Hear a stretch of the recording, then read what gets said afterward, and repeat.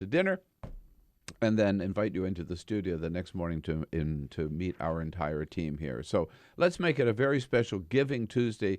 Go over the top this Giving Tuesday for Free Speech TV, as well as all the rest of your favorite causes and favorite charities. The way to do so, of course, is just give us a call at 877-378-8669, 877-378-8669, or you can go online and make it a Cyber Giving Tuesday at freespeech.org, freespeech.org. Giving Tuesday. Remember, this is the day to do it. This is the day to help Free Speech TV. Let's make it a great Giving Tuesday, and we thank you.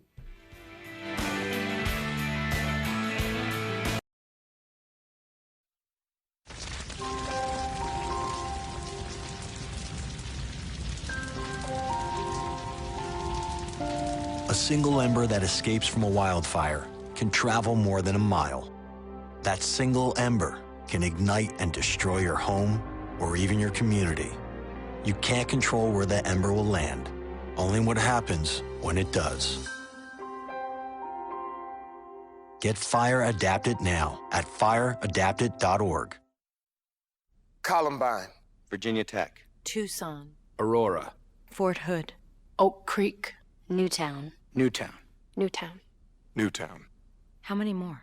How many more? How many more colleges? How many more classrooms? How many more movie theaters? How many more houses of faith? How many more shopping malls? How many more street corners? How many more? How many more? Enough. Enough. Enough. Enough. Demand a plan. Right now. As a mom. As a dad, as a friend, as a husband, As a wife. as an American. As an American. As an American. As a human being. For the children of Sandy Hook. Demand a plan. No more lists of names. It's not too soon. It's too late. Now is the time. Before we all know someone who loved someone on that list. No more lists. No more. Who they might have been. No more. If we had just done something yesterday. It's time. We can do better than this. We can do better than this. It's time. It's time. It's time for our leaders to act. Demand a plan. Right now. Right now. You! Demand it! Enough. Enough. Enough. Enough.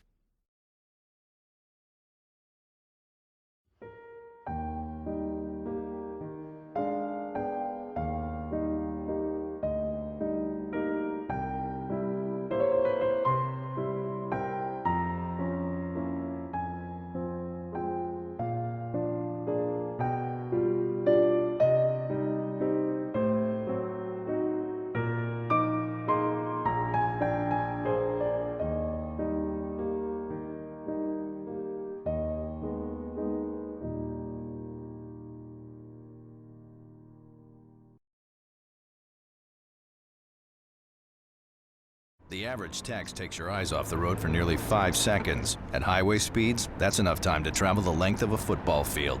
Stop the texts, stop the wrecks.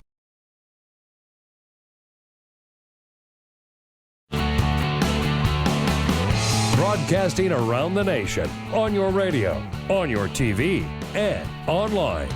This is The Bill Press Show. 13 Democratic women senators endorse Hillary Clinton. One does not. Everybody but Elizabeth Warren. Hey, what's she up to? Is she going to endorse Bernie? Hello, everybody. What do you say? It is a big Tuesday. Tuesday, the first day of December, last day of the year. Last month of the year. Here we go. Down the home stretch for 2015, starting off with 3 great hours of the Bill Press Show, bringing you up to date on all the news of the day. What's going on here in Washington, D.C., with the Senate and the House coming back in session. What's going on in Paris? President Obama giving a blockbuster speech yesterday, committing the United States to take action on climate change. What's going on out in Colorado Springs, where the killer killer from last Friday's shooting at the Planned Parenthood clinic appeared in court yesterday, and Republicans are still denying that their hateful rhetoric which was repeated by the killer, had anything to do with his actions. That and a lot more we're on top of. We'll be talking about today and getting your calls at 866-55-PRESS. Thank you for joining us on your local progressive talk radio station. We are your progressive morning show on the radio, nationwide, coast to coast, on your local progressive talk radio station, of course, as I said, and also on those two great radio apps, iHeartRadio or TuneIn, both of them free. Download them, take advantage of them, follow us wherever you go. On the radio in this country. And, of course, coast to coast, north, south, east, west as well. You can catch us and look at us and watch us and participate on Free Speech TV. Hello out there in TV land as well. Thanks so much for joining us again. Give us a call at 866-55-PRESS with your comments on today's news, or you can send us your comments on Twitter at BP Show and on Facebook at facebook.com/Bill Press Show. With the team this morning led by Jamie Benson. Jamie is back from a few days ago. Good morning. Thanks for letting me back in the building. Well, we had to vote on it. Oh, I wasn't supposed to know that. With Ray Rogers ready to take your calls and Cyprian Bolding, our videographer, here on the job.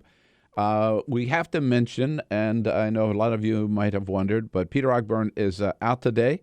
He's doing very well. He got very sick in the middle of the show yesterday and had to take a quick exit, which left us kind of out on a limb. But we managed to survive. Apologize for any glitches you may have heard in the programming yesterday, because without Peter, we were kind of lost for a while. Without Peter and Jamie, we were a little lost for a while. But once you know, Peter's doing fine and sends his best, and we send our best to him, of course, and we'll try to muddle through again. I picked the wrong day to be out. You did. Yes. But I'm glad Peter's okay. We all are, right. And, yeah, and, you know, Donald Trump may have picked the wrong day to say something stupid, too. But what was really funny yesterday is, so Michael Cohen is an advisor to Donald Trump. And despite all the outrageous things that Donald Trump has said, most recently, right, that he actually saw people, Muslims, dancing in the streets. He saw it on television, dancing in the streets in New Jersey on September 11. That's just the latest example. His advisor, Michael Cohen, went on Jake Tapper's show yesterday to say that he has never heard Donald Trump be wrong about anything. You can hear an incredulous Jake Tapper's reaction. I've never come across a situation where Mr. Trump has said something that's not accurate. There are... seriously? Yes, seriously. He was ready to go for another question, yeah, and he had to stop himself, like, what? That's what I heard? Seriously? Really? Yeah, right. Yes, seriously, at least with Donald Trump. Okay. On a Tuesday here, so we'll be so happy to welcome back Arthur Delaney and Igor Volsker.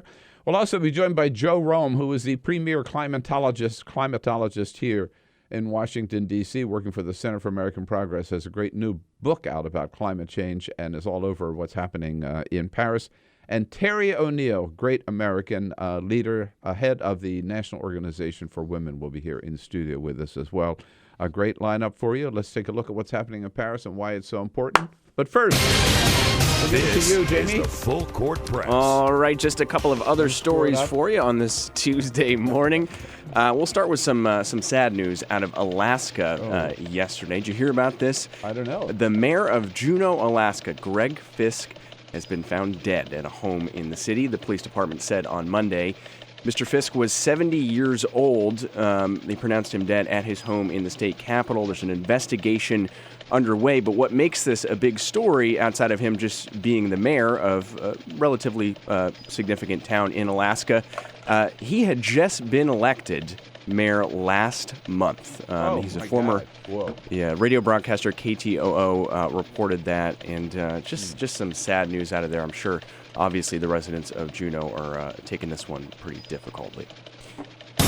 All right, a new study underway out of the UK as far as when it comes to sleeping at night. Obviously, if you're a couple, I'm sure you have a preferred side of the bed that you sleep on. Do you have a... which side of the bed do you sleep on, Bill? I sleep on the... Well, it depends on which... If you're looking at the bed, I sleep on the right side. If you're in the bed, I sleep on the left side. All right, well, And don't try to take my side of the bed. I have some good news for you about the left side. The survey results conducted by Sealy UK says there may actually be a wrong side of the bed to be sleeping on when it comes to happiness. If you sleep on the left side of the bed, if you get out on the left side of the bed, you are 4% more likely to be in a good mood in the morning. There it is. Which bodes well for you waking up this early in the morning. Yeah, absolutely. Wake up every morning and say, I'm in such a good mood, I think I'll go do 3 hours of TV and radio. Yeah. Every morning. Every morning. And finally, you may have seen this one yesterday. That explains why Carol's so grouchy, too. I hope she's not listening this morning. Not this early. So you may have seen this right here, Washington, D.C. Speaker Paul Ryan, he has facial hair. He's growing a beard. No. Really? Yeah, first time a speaker in nearly a century is sporting a beard. The last speaker to have facial hair was Frederick Gillett, a Massachusetts Republican, for 6 years beginning in 1919, while the white-bearded Joseph Cannon, a Republican from Illinois, served in the role from 1903 to 1911. So those are the last two bearded speakers. Paul Ryan making some history That's with facial funny. hair. I haven't seen any pictures of Paul Ryan with facial hair. First photo came out yesterday. It looks normal. It looks like what my facial hair looks like, just short. But I wonder if he's going to let it grow really, like God, I Gabby hope not. Hayes. I No, hope not. Hope he keeps it trimmed. Some loony birds coming out of that beard. Very good. Well, one of the biggest secrets of Washington, D.C. is the fact that Paul Ryan and I have the same hairstylist. Her name is Hannah. Stop. Yes. No, we do. Yeah. Right here on the Hill? On the Hill. Bubbles on the Hill. So I am sure that Hannah will make I trust her to make sure that Paul Ryan keeps his beard neatly trimmed. I want some intel next time you go there. Oh, yeah, I've got to ask her, right. And she cuts Carol's hair, too, and Carol was there yesterday. I don't know whether they talked about this or not. I didn't hear. All right. Yes, indeed, big news out of Paris, big goings-on in Paris, and it is so important, probably the most important and historic worldwide summit in history, I'd have to say, because there is so much at stake. I mean, let's just start here. Look around you, okay? I mean, you cannot ignore the evidence. The glaciers are disappearing. The seas are rising. Some cities are already, like Miami, experiencing flooding. Their Pacific islands are disappearing. The weather patterns are getting more and more bizarre.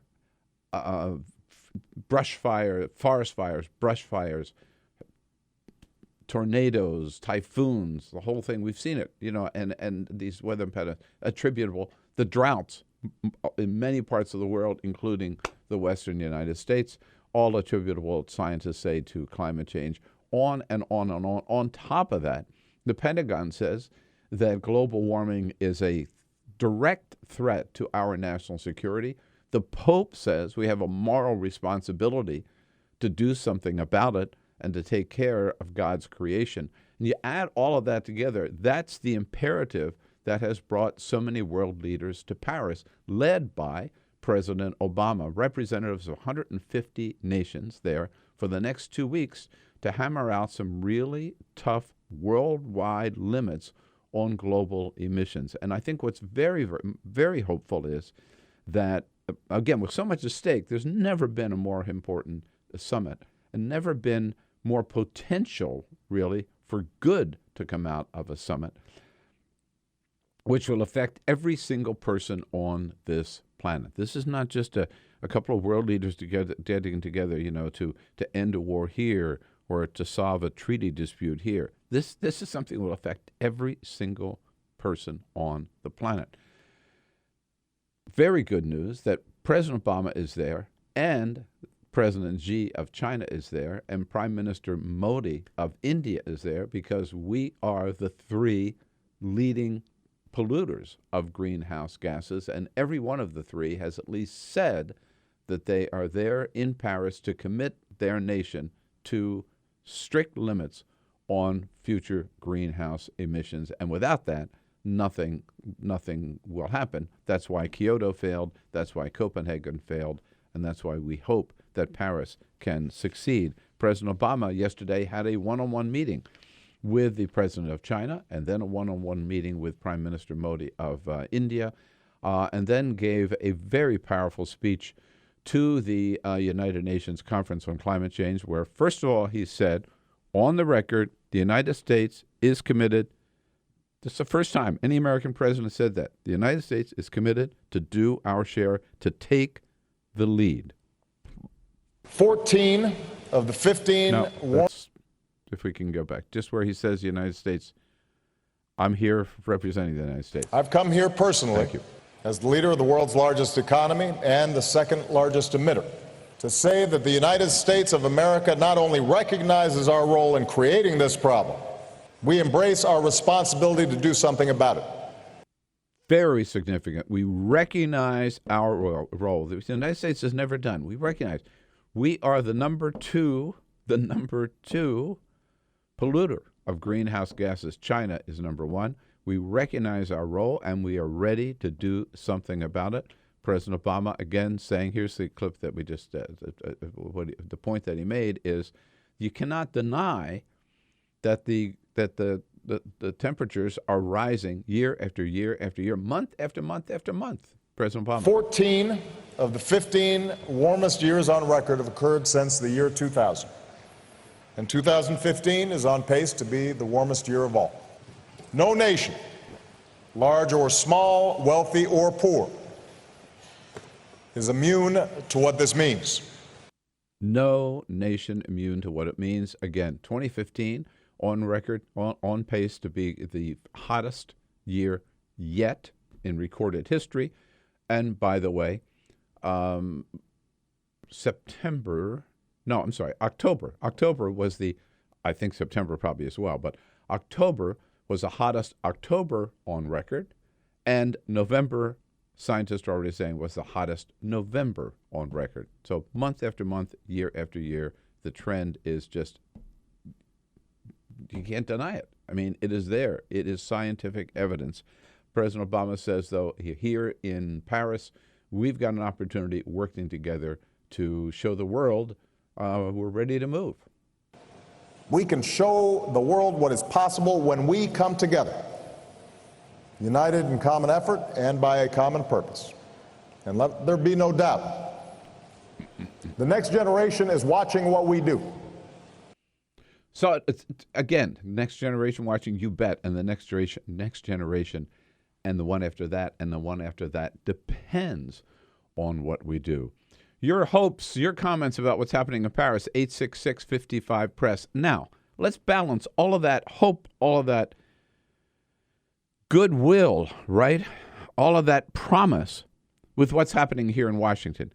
Because, and this is so disgusting, Republicans are coming back in town, and what have they scheduled to do this week? Republicans have scheduled a vote to repeal the executive orders that President Obama has, I'm sorry, they're not executive orders, they're rules by the Environmental Protection Agency that the EPA has adopted, rules for greenhouse emissions from existing power plants and new power plants, led by Senate Leader Mitch McConnell, Mr. Coal himself, Mr. Fossil Fuels, who says that it's irresponsible for the president to go to Paris, led by Mitch McConnell and bearded Paul Ryan. Republicans are going to vote to undo the very limits on greenhouse gas emissions that the United States, that we ourselves have adopted, thanks to the Environmental Protection Agency and President Obama. So what are they for? Don't you think there's some, this is what gets me, don't you think there's some issues that maybe are more important than partisan politics, like maybe saving the planet? Who are Republicans representing when they're saying, we're not going to support anything they do in Paris, we're going to undo the little bit that we've been able to do? Tell me why that makes sense. 866-55-PRESS, our toll-free number here on the Bill Press Show this first day of December 2015. On your radio, on TV, and online. This is the Bill Press Show.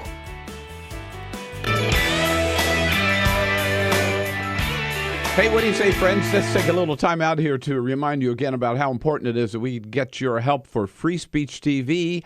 And there is no better day to do it than today, because today, is Giving Tuesday. Yep, this started a few years ago. It's been a huge success nationwide. So there was Black Friday and then Cyber Monday, where you spend for yourself. And then somebody said, hey, after spending all that money for myself, let's have a special day when we all give to others. And that's what today is. It's Giving Tuesday. So what better day to reach out and to help your favorite charity? And how about helping your favorite cable TV network, Free Speech TV, with me and Stephanie and Tom Hartman and Amy Goodman, all the rest of the great hosts here on Free Speech TV, coming to you live 24/7 every day with all the progressive news and commentary that you love. That's why you stay tuned. So make it a very special Giving Tuesday. Give to Free Speech TV as much as you can, as little as you can. Every single contribution is worth it. Every single pledge that you make helps keep this great partnership between us and all of you going. Remember, our goal again is $1,500 a day. That's 15 of you. If you're able to make a $100 pledge to Free Speech TV, that puts us over the top. And there's a little encouragement for you to be as generous as you can. Remember, if you can help us with just $30 or pledge for $30, we'll send you a Bill Press Show Eco Journal and a pen set. For $60, a Free Speech TV calendar. That's a new item with pictures of all of your favorite Free Speech TV hosts on it. For $120 pledge, that's $10 a month. 4 Bill Press Show pint glasses. How about that? For $240, $20 a month, a special little package for the Women's Bean Project. You get the calendar, you get a little tin of soup and some cornbread and 2 of those Bill Press Show pint glasses. For $360, one of the beautiful hand-woven scarves by my wife, Carol Press. They are each a work of art. You will love it. And if you are able to help Free Speech TV with $1,000, again, we love doing this. You make your way to Washington. Carol and I will take you out to dinner and then invite you into the studio the next morning to meet our entire team here. So let's make it a very special Giving Tuesday. Go over the top this Giving Tuesday for Free Speech TV, as well as all the rest of your favorite causes and favorite charities. The way to do so, of course, is just give us a call at 877-378-8669, 877-378-8669, or you can go online and make it a Cyber Giving Tuesday at freespeech.org, freespeech.org. Giving Tuesday. Remember, this is the day to do it. This is the day to help Free Speech TV. Let's make it a great Giving Tuesday, and we thank you.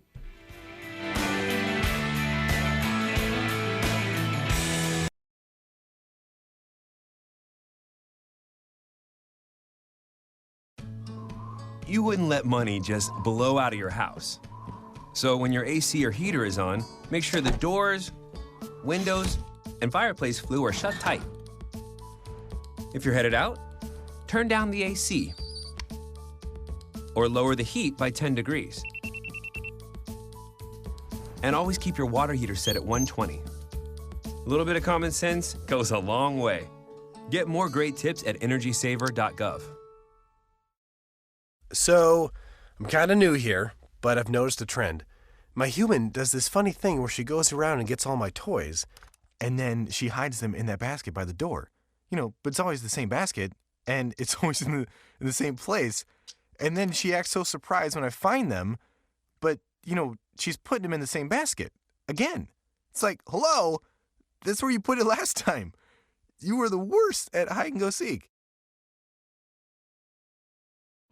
Seen on Free Speech TV and online on TawkrTV. This is the Bill Press Show. You bet it is. It's 26 minutes after the hour. Arthur Delaney from Huffington Post here for his Tuesday visit to the Bill Press Show. We're talking Paris and the implications of what's at stake in Paris and what we might expect out of it. Your questions, your comments at 866-55-PRESS or online to Twitter. Jamie? All right, a couple comments on Twitter. Jessica says the GOP has lost their minds. They want to turn this country back 60 years in all aspects of life, from climate to civil rights, etc. And we also have KG_1.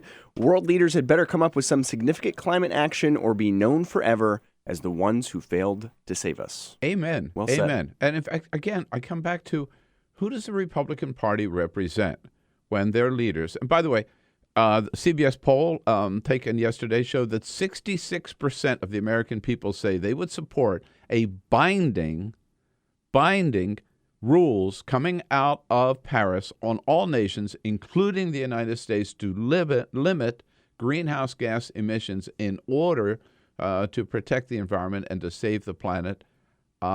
And Republicans oppose that. I mean, again, who do they represent? A shrinking minority of the American people.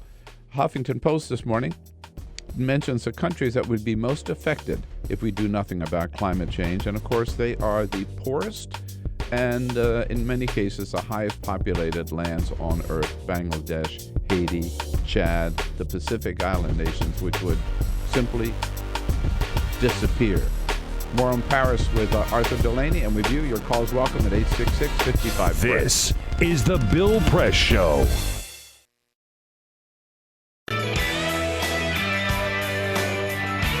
Hey, what do you say, friends? Let's take a little time out here to remind you again about how important it is that we get your help for Free Speech TV. And there is no better day to do it than today, because today, you know, is Giving Tuesday. Yep. This started a few years ago. It's been a huge success nationwide. So there was Black Friday and then Cyber Monday, where you spend for yourself. And then somebody said, hey, after spending all that money for myself, let's have a special day when we all give to others. And that's what today is. It's Giving Tuesday. So what better day to reach out and to help your favorite charity? And how about helping your favorite cable TV network, Free Speech TV, with me and Stephanie and Tom Hartman and Amy Goodman, all the rest of the great hosts here on Free Speech TV, coming to you live 24/7 every day with all the progressive news and commentary that you love. That's why you stay tuned. So make it a very special Giving Tuesday. Give to Free Speech TV as much as you can, as little as you can. Every single contribution is worth it. Every single pledge that you make helps keep this great partnership between us and all of you going. Remember, our goal again is $1,500 a day. That's 15 of you. If you're able to make a $100 pledge to Free Speech TV, that puts us over the top.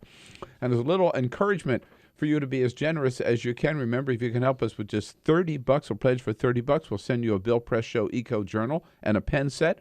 For $60, a Free Speech TV calendar. That's a new item with pictures of all of your favorite Free Speech TV hosts on it. For $120 pledge, that's $10 a month, 4 Bill Press Show pint glasses. How about that? For $240, $20 a month, a special little package for the Women's Bean Project. You get the calendar, you get a little tin of soup and some cornbread and 2 of those Bill Press Show pint glasses. For $360, one of the beautiful hand-woven scarves by my wife, Carol Press. They are each a work of art. You will love it. And if you are able to help Free Speech TV with $1,000, again, we love doing this. You make your way to Washington. Carol and I will take you out to dinner and then invite you into the studio the next morning to meet our entire team here. So let's make it a very special Giving Tuesday. Go over the top this Giving Tuesday for Free Speech TV, as well as all the rest of your favorite causes and favorite charities. The way to do so, of course, is just give us a call at 877-378-8669, 877-378-8669, or you can go online and make it a Cyber Giving Tuesday at freespeech.org, freespeech.org. Giving Tuesday. Remember, this is the day to do it. This is the day to help Free Speech TV. Let's make it a great Giving Tuesday, and we thank you.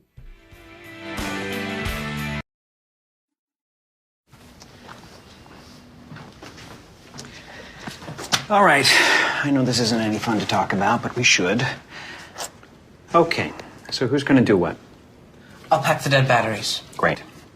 I'll only put what I don't need into a duffel bag. Perfect. That's totally unhelpful. No problem. Meanwhile, I will try to comfort everyone by speaking in a calm voice. And I'll try to get the generator going without any gas. Oh, let's not forget the cell phones, which probably won't work. Right. And who is going to handle supplies?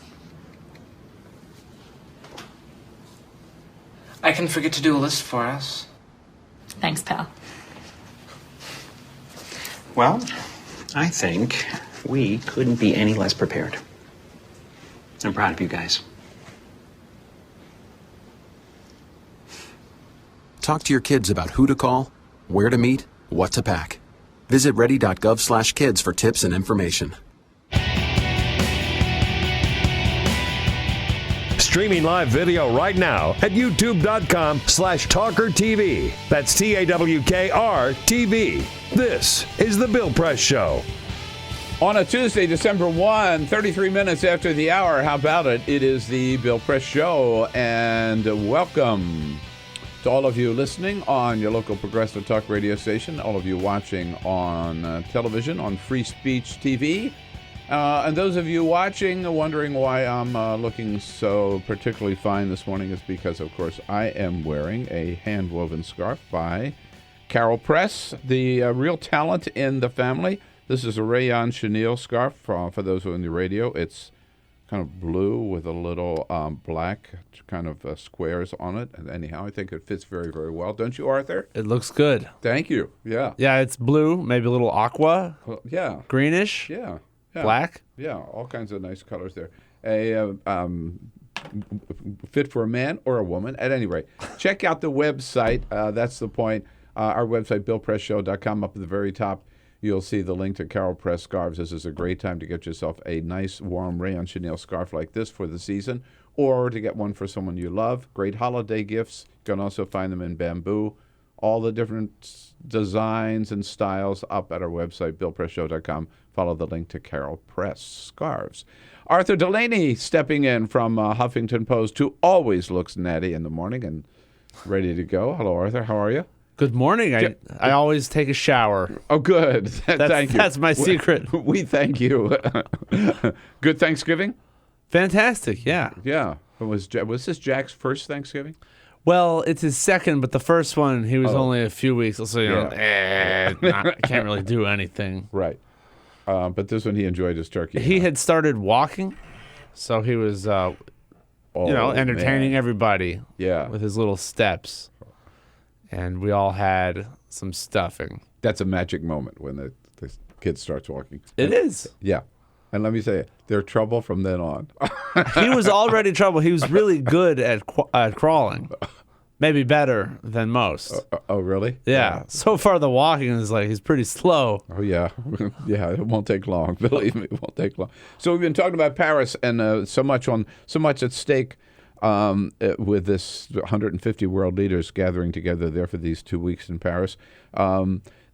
Hopeful, the signs are hopeful that unlike in Kyoto and unlike in Copenhagen, that they may come out of Paris with some real agreement on limits, worldwide limits on greenhouse gas emissions. That's right. Every country submitting a plan for what it can do, and they've got to strike a balance between the rich countries and the poor countries, for whom this might be, more of a sacrifice to cut back. And yeah, it's more optimistic. It's funny. People are used to watching movies where the fate of the world depends on whether the good guys can get it done. And this, according to the scientists, is actually a situation sort of like that, but it's like a bureaucratic talking. I don't think people necessarily understand or are all that interested in it compared to other news stories that dominate the headlines. Well, but I think people have become more and more aware of it. The CBS poll yesterday showed 66% of the American people would support binding limits on greenhouse gas emissions. And again, Paris is not going to result in some new world government saying you've got to do this, but hopefully with every country saying we are willing to do this. As President Obama said yesterday, we recognize our role as the number 2 polluter on the planet and our responsibility to to show some leadership on the issue. But you mentioned the countries that are impacted. Just before the break, I was looking at your website, Huffington Post, where there's a story about that. One of your colleagues writes that the countries that would be most impacted would include Bangladesh, of course, one of the most populated countries on the planet and one of the poorest, right? Right. Low-lying, just wiped out. Chad, in one of the poorest countries in Africa, where drought conditions are already being felt and hurting the people there. Pacific Island nations will just disappear. There are like 33 of them. And Fiji has already said, well, we'll take you in, right? Or take some of you in. They're trying to find homes for people because they know these islands are just going to be because gone. the water's going to go up, and it's a question of how much. And, right. And we're currently on track for it to 4 degrees increase global temperature, and they want half of that. Haiti, the poorest country in the Caribbean, right? And one of the most low-lying, impacted as well. So the people on the planet who are going to be the most hurt are the poorest people and the poorest nations on the planet. But one aspect of climate change I wanted to talk to you about that I find very few people talking about, well, actually two. One is we think about it as an environmental issue, and it is, because as the Pope said in his encyclical, this is God's creation, we have to take care of the planet. But the Pentagon also adds another dimension, which is it's a national security crisis. That it's a direct threat to our national security, global warming. Well, there are experts who say that a lot of the global conflict we've already got with people streaming out of the Middle East is related to climate change and famine caused by environmental conditions changing. So, yeah, it's easy to see how that could be a national security threat. I read where whoever the lead general or admiral, whatever, on climate change at the Pentagon says whenever people express any doubt about the Pentagon's assertion that we have, from a national security point of view, we have to do something about global warming, he takes them to the Norfolk Naval Base, which is, I think, the most important and the biggest naval base lands in the continental United States. And he says, look at this whole operation. It's gone. It's gone. Because Norfolk is already, we talk about Miami, a lot about Miami. Norfolk is already experiencing rising sea levels. They have to relocate that entire base and dozens, if not hundreds, of bases like that around the world. Right, and people talk about the potential inconvenience to American life of measures that would curb emissions in our country. But you look at the disruption that you'd have by those kinds of changes, and it's going to be inconvenient one way or another. And then look at the economic impact. That's the other aspect of it. I mean, if you talk about, particularly in the coastal communities, right, and we're already seeing that in Miami with the streets. They have flooding in the streets of Miami every day right now, right? And not just in times of hurricanes or whatever. But you talk about the fishing industry, you talk about the tourism industry, you talk about the second homes. I mean, you talk about hotels. I mean, just go down the list of this vibrant economy on both coasts, but particularly on the Atlantic coast. The national security question is the flip side of the economic one, and you have increased global unrest as a result of economic conditions worsening for people whose regions are upended by everything being different with the climate. So, yeah. Here's my question. Given that, right, given the economic impact particularly, let's say I don't care about the environment, but given the economic impact and given the national security impact, how can Republicans in Congress be their mission this week, even while the Paris talks are going on, is to repeal the EPA's restrictions on rules for new power plants? Well, the dynamic... Who are they representing? The dynamic in our politics hasn't changed, where you've got certain boogeymen who it's politically great to attack, and the EPA is one of them. And I think we would, even though we've had things like this Hurricane Sandy that people understood to have been worse, thanks partly to climate change, it's not something that most American people necessarily consider a problem in their daily lives. And until that changes, I don't see why the politics would be drastically different. This is happening in Paris. It's a global problem, but not necessarily right here at home. Now, I understand Mitch McConnell because he's Kentucky. He's coal, right? So he's bought and sold, no doubt about it, owned by the coal companies, right? So obviously he's going to oppose any efforts to put restrictions on existing or new power plants. But for the Republican Party, I don't get this. For Paul Ryan and the others to adopt this as their platform, which is 66% of the American people, the Pope, the Pentagon, leaders of 150 countries all coming together to say we have to do something about climate change.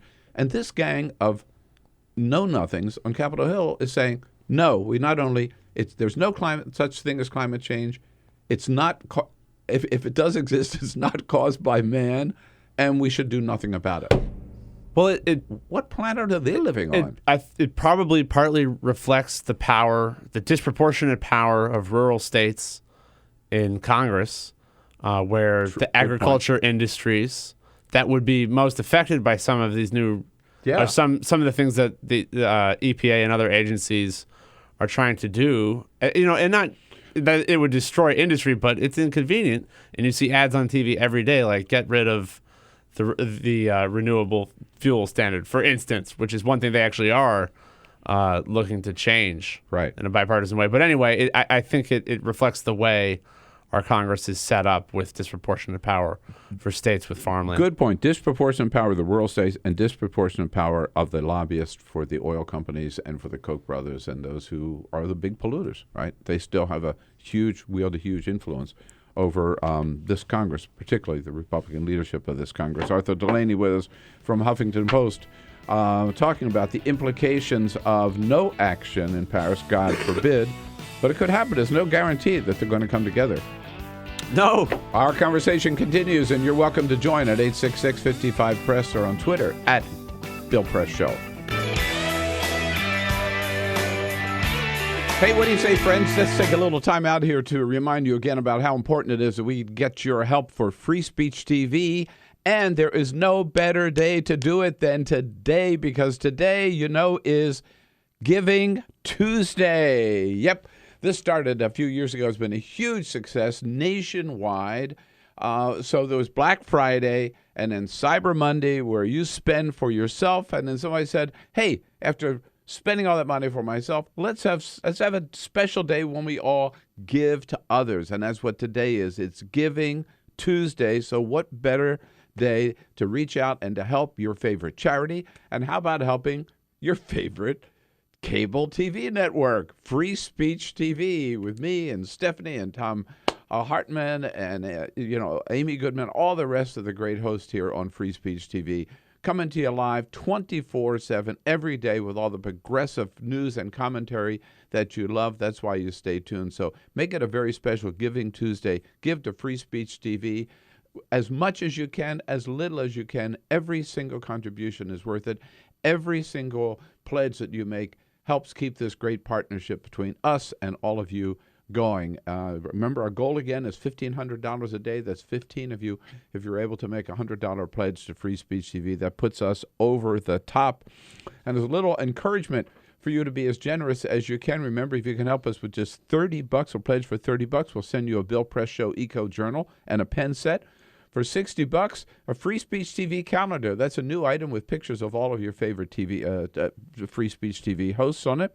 For $120 pledge, that's $10 a month. 4 Bill Press Show pint glasses. How about that?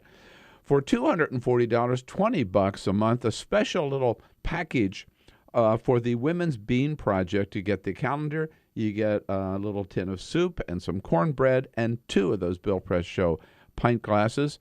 For $360, one of the beautiful hand-woven scarves by my wife, Carol Press. They are each a work of art. You will love it. And if you are able to help Free Speech TV with $1,000, again, we love doing this. You make your way to Washington. Carol and I will take you out to dinner and then invite you into the studio the next morning to meet our entire team here. So let's make it a very special Giving Tuesday.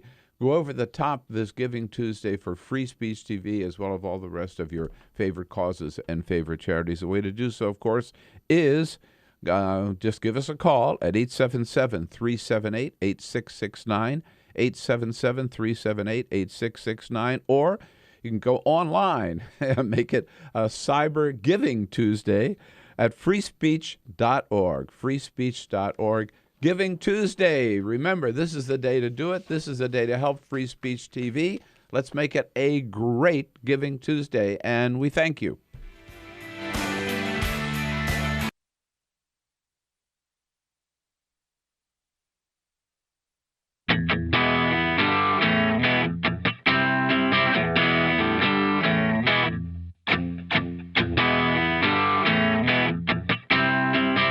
The most valuable morning radio show, according to The Nation magazine. This is The Bill Press Show. Here we go, 12 minutes before the top of the hour. How about it? Tuesday, December 1. It is The Bill Press Show here with Arthur Delaney from Huffington Post.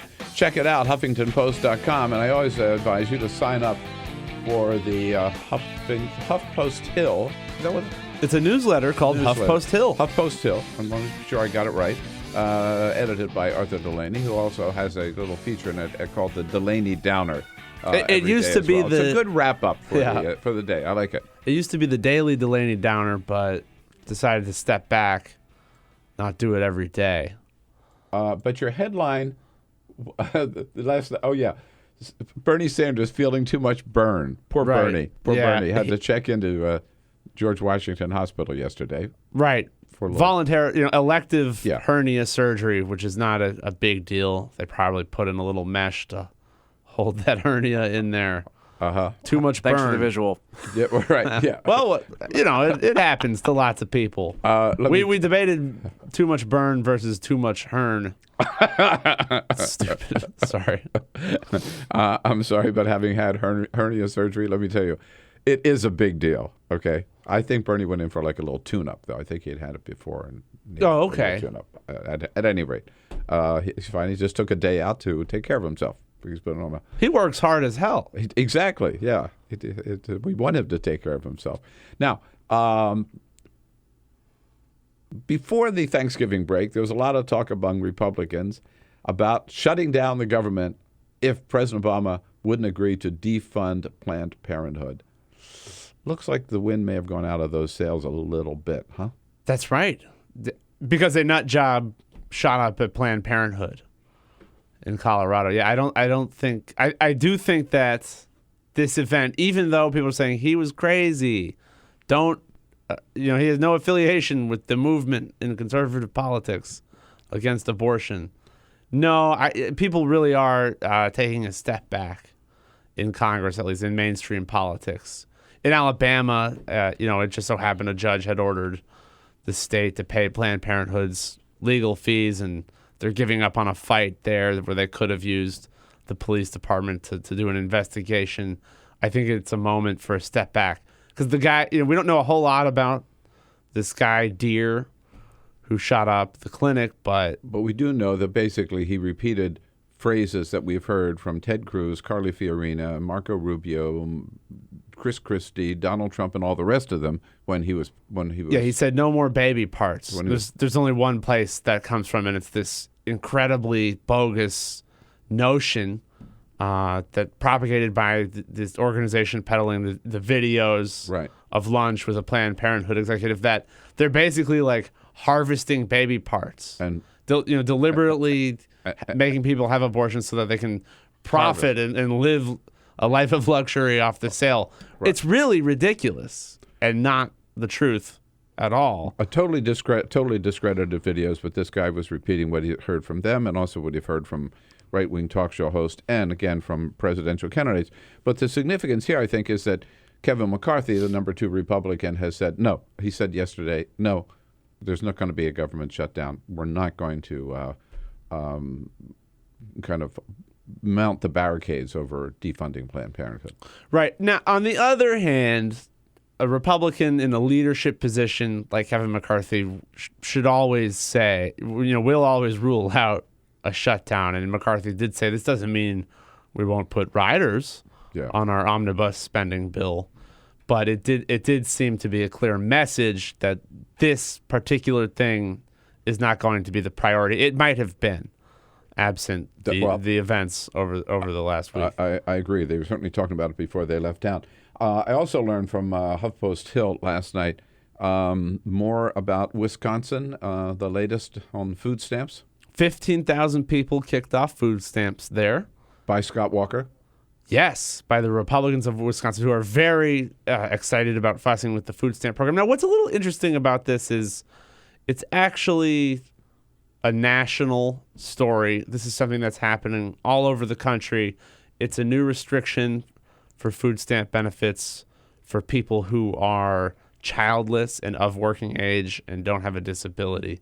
You can only have food stamps for 3 months unless you meet our requirement that you get a job or you're enrolled in a training program. And of course, they're not going to provide programs that will meet these criteria for you. So if you can't find a job, you're screwed. But this is, the Obama administration is on board with this, and it's something that from the beginning of this year until the next will kick about 1 million people off the food stamp program. So it's not just limited to Wisconsin. No, but Wisconsin really, they getting in before they needed to. They're doing it with some gusto, but this is a national story, and it reflects the economy getting a little bit better and sympathy for people without jobs being a little harder to come by. Because the unemployment rate is down to 5% now? That's right. I mean, that really is near what everyone has always said is practically full employment. So the sympathy is down at 5% too, if you can't get a job. And I would imagine that the Obama administration would have some interest in getting the numbers of people on food stamps down just because it... Yeah, it looks good. Yeah. It's still 45 million people, which is a lot. Right. Which is much higher than before the recession. All right, wrapping it up for us, Arthur Delaney, thanks so much for coming in today, as always. Thank you so much for having me, Bill. All right, good enough. We will see you next week. Bye-bye. From the Bill Press Show. Arthur Delaney, Igor Volsky coming up next. Hey, what do you say, friends? Let's take a little time out here to remind you again about how important it is that we get your help for Free Speech TV. And there is no better day to do it than today, because today, is Giving Tuesday. Yep, this started a few years ago. It's been a huge success nationwide. So there was Black Friday and then Cyber Monday, where you spend for yourself. And then somebody said, hey, after spending all that money for myself, let's have a special day when we all give to others. And that's what today is. It's Giving Tuesday. So what better day to reach out and to help your favorite charity? And how about helping your favorite cable TV network, Free Speech TV, with me and Stephanie and Tom Hartman and Amy Goodman, all the rest of the great hosts here on Free Speech TV, coming to you live 24/7 every day with all the progressive news and commentary that you love. That's why you stay tuned. So make it a very special Giving Tuesday. Give to Free Speech TV as much as you can, as little as you can. Every single contribution is worth it. Every single pledge that you make helps keep this great partnership between us and all of you going. Remember, our goal again is $1,500 a day. That's 15 of you. If you're able to make a $100 pledge to Free Speech TV, that puts us over the top. And there's a little encouragement for you to be as generous as you can. Remember, if you can help us with just $30 or pledge for $30, we'll send you a Bill Press Show Eco Journal and a pen set. For $60, a Free Speech TV calendar. That's a new item with pictures of all of your favorite Free Speech TV hosts on it. For $120 pledge, that's $10 a month. 4 Bill Press Show pint glasses. How about that? For $240, $20 a month, a special little package for the Women's Bean Project. You get the calendar, you get a little tin of soup and some cornbread and 2 of those Bill Press Show pint glasses. For $360, one of the beautiful hand-woven scarves by my wife, Carol Press. They are each a work of art. You will love it.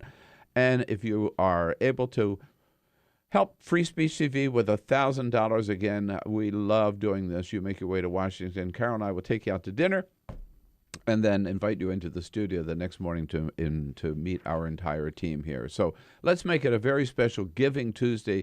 Go over the top this Giving Tuesday for Free Speech TV, as well as all the rest of your favorite causes and favorite charities. The way to do so, of course, is just give us a call at 877-378-8669, 877-378-8669, or you can go online and make it a Cyber Giving Tuesday at freespeech.org, freespeech.org. Giving Tuesday. Remember, this is the day to do it. This is the day to help Free Speech TV.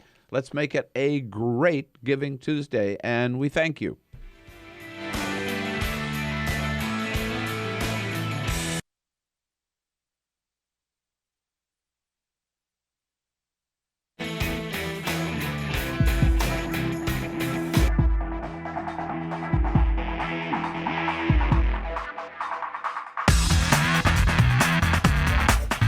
This is the Bill Press Show. All right, here we go. Just a couple minutes before the top of the next hour. Again, Igor Volsky from Think Progress joins us at the top of the hour for the entire hour, actually, as a friend of Bill. And then Gabriel De Benedetti will be along from Politico, national political reporter. Joe Romm from the Center for American Progress with a new book out about climate change in our third hour together. And then ending up with Terry O'Neill, the president of the National Organization for Women. Lots more coming up here on this Tuesday, December 1 edition of the Bill Press Show. Good to have you on board. Hang around here for the news at the top of the hour, and then we'll see you with Igor Volsky. Coming up, hour number 2. Stay with us. This is the Bill Press Show.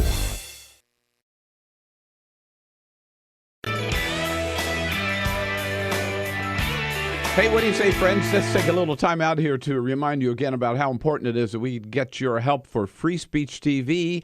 And there is no better day to do it than today, because today, you know, is Giving Tuesday. Yep, this started a few years ago. It's been a huge success nationwide. So there was Black Friday and then Cyber Monday, where you spend for yourself. And then somebody said, hey, after spending all that money for myself, let's have a special day when we all give to others. And that's what today is. It's Giving Tuesday. So what better day to reach out and to help your favorite charity? And how about helping your favorite cable TV network, Free Speech TV, with me and Stephanie and Tom Hartman and Amy Goodman, all the rest of the great hosts here on Free Speech TV. Coming to you live 24/7 every day with all the progressive news and commentary that you love. That's why you stay tuned. So make it a very special Giving Tuesday. Give to Free Speech TV as much as you can, as little as you can. Every single contribution is worth it. Every single pledge that you make helps keep this great partnership between us and all of you going. Remember, our goal again is $1,500 a day. That's 15 of you. If you're able to make a $100 pledge to Free Speech TV, that puts us over the top. And there's a little encouragement for you to be as generous as you can. Remember, if you can help us with just $30, or pledge for $30, we'll send you a Bill Press Show Eco Journal and a pen set. For $60, a Free Speech TV calendar. That's a new item with pictures of all of your favorite Free Speech TV hosts on it. For $120 pledge, that's $10 a month, 4 Bill Press Show pint glasses. How about that? For $240, $20 a month, a special little package for the Women's Bean Project. You get the calendar, you get a little tin of soup and some cornbread and 2 of those Bill Press Show pint glasses. For $360, one of the beautiful hand-woven scarves by my wife, Carol Press. They are each a work of art. You will love it. And if you are able to help Free Speech TV with $1,000, again, we love doing this. You make your way to Washington. Carol and I will take you out to dinner and then invite you into the studio the next morning to meet our entire team here. So let's make it a very special Giving Tuesday. Go over the top this Giving Tuesday for Free Speech TV, as well as all the rest of your favorite causes and favorite charities. The way to do so, of course, is just give us a call at 877-378-8669, 877-378-8669, or you can go online and make it a Cyber Giving Tuesday at freespeech.org, freespeech.org. Giving Tuesday. Remember, this is the day to do it. This is the day to help Free Speech TV. Let's make it a great Giving Tuesday, and we thank you.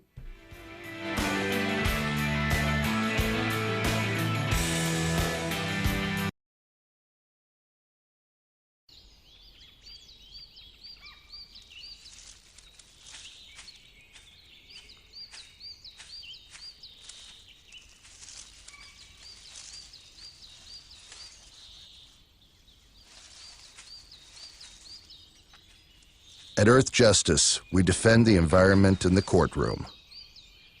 Join our fight. When you take a seat, you take a stand. Earth Justice, because the Earth needs a good lawyer.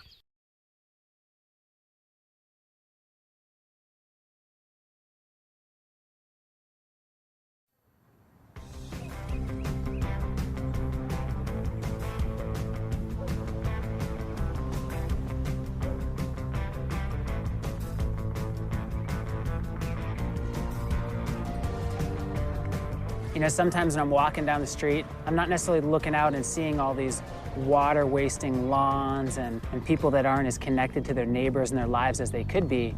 I'm walking down the street looking, going, edible oases, rainwater, fed landscape, and just looking at the possibility of these sort of landscapes up and down the streets of neighborhoods and communities all across this world.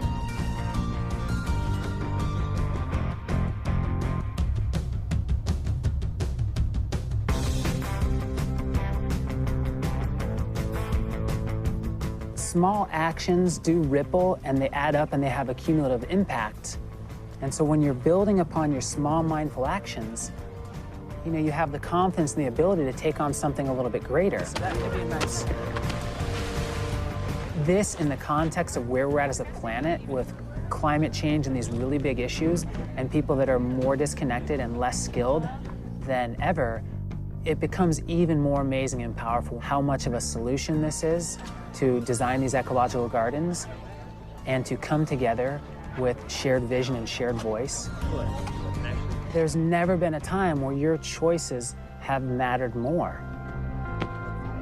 Doing something as simple as us transforming a landscape creates a model that anybody could look at far and wide, and you're sharing food and connecting and building skills together in your own neighborhood. It's a richer way to live in normal times, but in the new normal of climate change and erratic weather and economic upheaval, it becomes essential. Whether it's me, you, Gandhi, Che, MLK, Willy Wonka, whoever, past, present, or future, the power of our daily actions is all that we have. You know, and like our community said, give me a place to stand and a lever long enough and I'll move the world. And that's what those simple actions do. They move the world every day.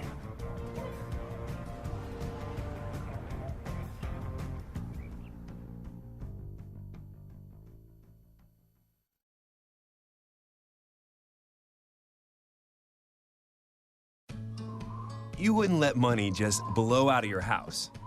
So when your AC or heater is on, make sure the doors, windows, and fireplace flue are shut tight. If you're headed out, turn down the AC or lower the heat by 10 degrees. And always keep your water heater set at 120. A little bit of common sense goes a long way. Get more great tips at energysaver.gov.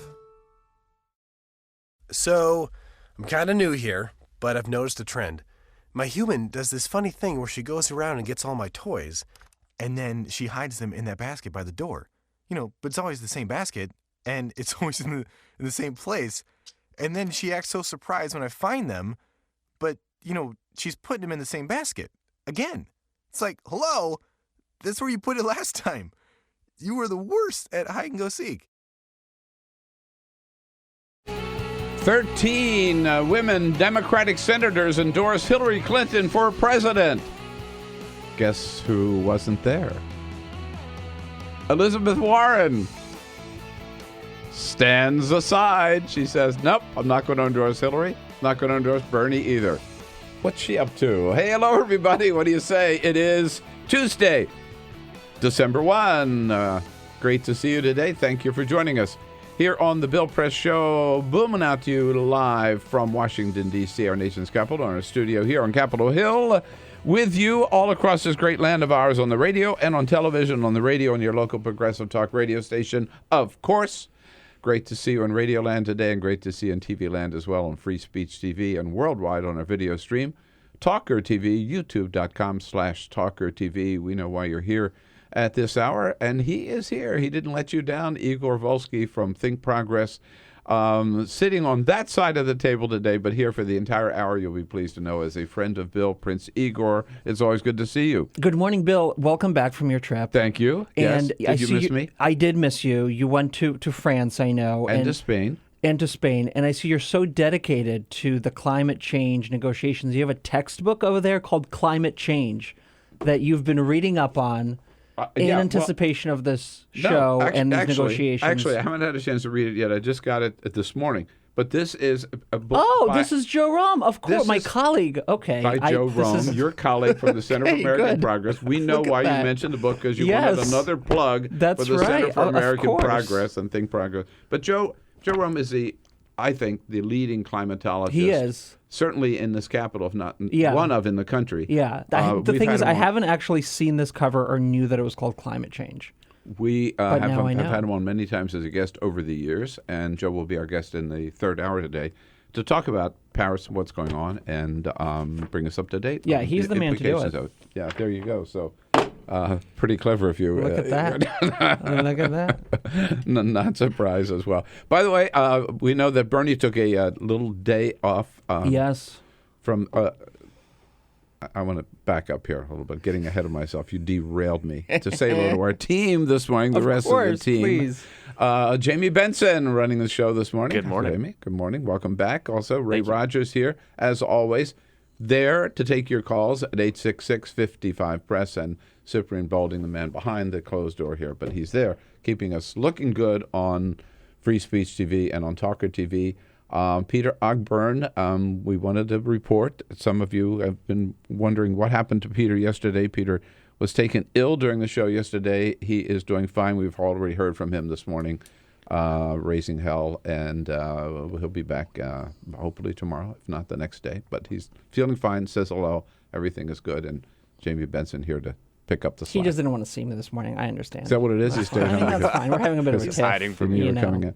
But so Peter had to check into GW Hospital, and he had to move over to make room for Bernie Sanders yesterday, who was there for a little tune-up on a little hernia problem. Bernie needed his own wing, I heard. But he was doing it. It wasn't Donald Trump. It was Bernie Sanders. And Bernie was given a gift yesterday by a new campaign song. His team has come together with a new campaign song, Feel the Burn, of course. The burns, feel the burns, feel the heat. Why are you the best choice for President of the United States? Because for the last 30 years, I've been standing up for the working families of this country, and I think I'm the only candidate who is prepared to take on the billionaire class, which now controls our economy and increasingly controls the political life of this country. You know, it has a little 60s ring to it. I'm not sure it's... I think we can do better than this. I think we can, too. I mean, doesn't, Willie Nelson support him or something? Can't he, come up with a little ditty? Willie would be perfect. Yeah. For Bernie's It sounds to me a little Paul Simon-esque, right? Or a little Peter, Paul, and Mary kind of. But not nearly as good. No. But not, I mean, like not, a hint, just not a up hint. to date, not real, full of energy music, I think. Yeah. Right. Yeah, we can do better than that. We can do better. Feel the burn. Igor here with us the entire hour is a friend of Bill. Gabe DeBenedetti from Politico will join us at the half hour. Joe Romm, as we mentioned, from Think Progress in the next hour, along with Terry O'Neill, the president of the National Organization for Women. We'll get right into it, Igor. But first, this is the Full Court Press. All right, just a couple of other stories for you on this Tuesday morning. We'll start in the National Football League. Last night was supposed to be a stinker of a Monday Night Football game. The 2-8 Cleveland Browns and the 3-7 Baltimore Ravens faced off. However, toward the end of the game, it turned out to be incredibly exciting. Now, this is probably one of my favorite plays in football. 55 seconds left in a tie game, 27-27. Ravens take over the ball. Matt Schaub, their quarterback, is intercepted, but the Cleveland Browns, in a chance to win the game, try to kick a field goal to go up 30-27. The Ravens block the field goal. Again, one of my favorite football plays. And Will Hill from the Ravens took that ball all the way back. The Ravens they blocked the field goal, and then he ran it back and scored a touchdown. Picks up the ball, goes all the way to the other end of the field, scores a touchdown. Good for the Ravens. Otherwise, a sad season out there in Baltimore. Another bit of unfortunate news, depending on how you look at Not at another this guy one. who died. I No mean, more deaths. We'll stay away from this. The last hour he All started off with some guy died. I mean, Too morbid this morning. Sorry. This is involving a television program or an event. Bill or Igor, you Married may with have Children? been No. to this before. Christmas in Washington. Yeah. You ever seen that? Yep. I've seen it on PBS. Yep. All right. The president usually attends as First well. families there. They Mm-hmm. sing Christmas carols. It's always been No Hanukkah songs, but that's fine. Oh, well, I'm not bitter or anything. it is not coming back for a 34th season. It had been Yeah. around 33 years. pulled the plug. Last year, it Because was, no Hanukkah songs? War on Christmas. Yeah, exactly. last year, TNT, who had been broadcasting the televised special, announced they would not be airing it, so it was open for someone else to come pick it up. No bites there for Christmas in Washington, unfortunately, since it's not going to be televised. It's not going to happen. That so is, no right. more broadcasts from Christmas in Washington. And finally, Wait, excuse me. No, you know what? I'm going to take executive action here. I want to give the third full court press story of the Please, day. go. This is my favorite story of the day. I don't know whether you've heard about Wisdom. Wisdom. No, Wisdom is an albatross. Wisdom is an albatross. It has a little tag on its leg, right? Wisdom, a female albatross, was tagged in 1956. Okay, she is back at this wildlife refuge on Midway Atoll. I think that's how you pronounce that word. At any rate, and she's 64 years old now, and she is pregnant. She's going to lay an egg at 64. Since she's been tagged, they have clocked her. Right? She has flown about 3 million miles. You know, the albatrosses are like always in the air, right? Yeah. Wow. They say that is anywhere from 4 to 6 trips from the Earth to the moon and back. That's tremendous. Isn't that wow. great? Nuts. And she's going to have a chick. Wow. At 64. Isn't that great? I just had to get that out there. I didn't know where else I could do it. Yeah. So there you go. So here's the wisdom. To wisdom. Boy, Toast with my coffee. 64, still laying eggs. Man, found it. All right. So, Igor, Paris is a big story of the day, and you have on HuffPost Hill. Wow. Sorry, that was on Think This happens Progress. more and more. Been following that. But, you know, the signs out of Paris are at least hopeful, positive. They are initially hopeful and positive, and of course, you know, everyone keeps reiterating, and I'm sure Joe will talk about this because this is a point of his, that Paris is only the beginning, that even with all of the pledges, and thankfully we go into Paris with 95% of the emissions accounted for. That is 95% of all the emissions that are out there. There's going to be a plan for reducing them at least until 2030. So that's very good news. The bad news is that it's not enough, and it doesn't get us to the goal of no more than 2% Celsius temperature increase over the next 100 years, which is what scientists say is really the bare minimum to prevent some of the catastrophic global warming changes that we're already seeing and are going to be seeing even more so in future generations. There's still a lot of kind of stumbling blocks. The New York Times this morning had a fascinating piece about the president's relationship with India and how India is really leading the coalition of nations who feel, hey, wait a second here. Yeah. All of the industrialized countries have been emitting for all of these years, have overloaded the atmosphere with carbon, and here we are trying to develop our economies and make sure our people have a higher level of a standard of living, and you're telling us all of a sudden that we can't do that. And they were the last country to submit a plan before this conference began, and they are projecting more carbon release over the next, I think it's until 2030. I don't know if their plan goes until there, but at least into the next decade. And so that could be a potential stumbling block, of course. And the other big issue is for a lot of these so-called developing countries, they are asking for billions of dollars from the more developed countries to both help produce the technologies to move them away from the fossil fuel producing energy sources, but also to help reduce some of the impacts that they're already seeing from global warming. So a lot of work to be done, but yes, a lot of optimism saying that maybe the world has finally come together.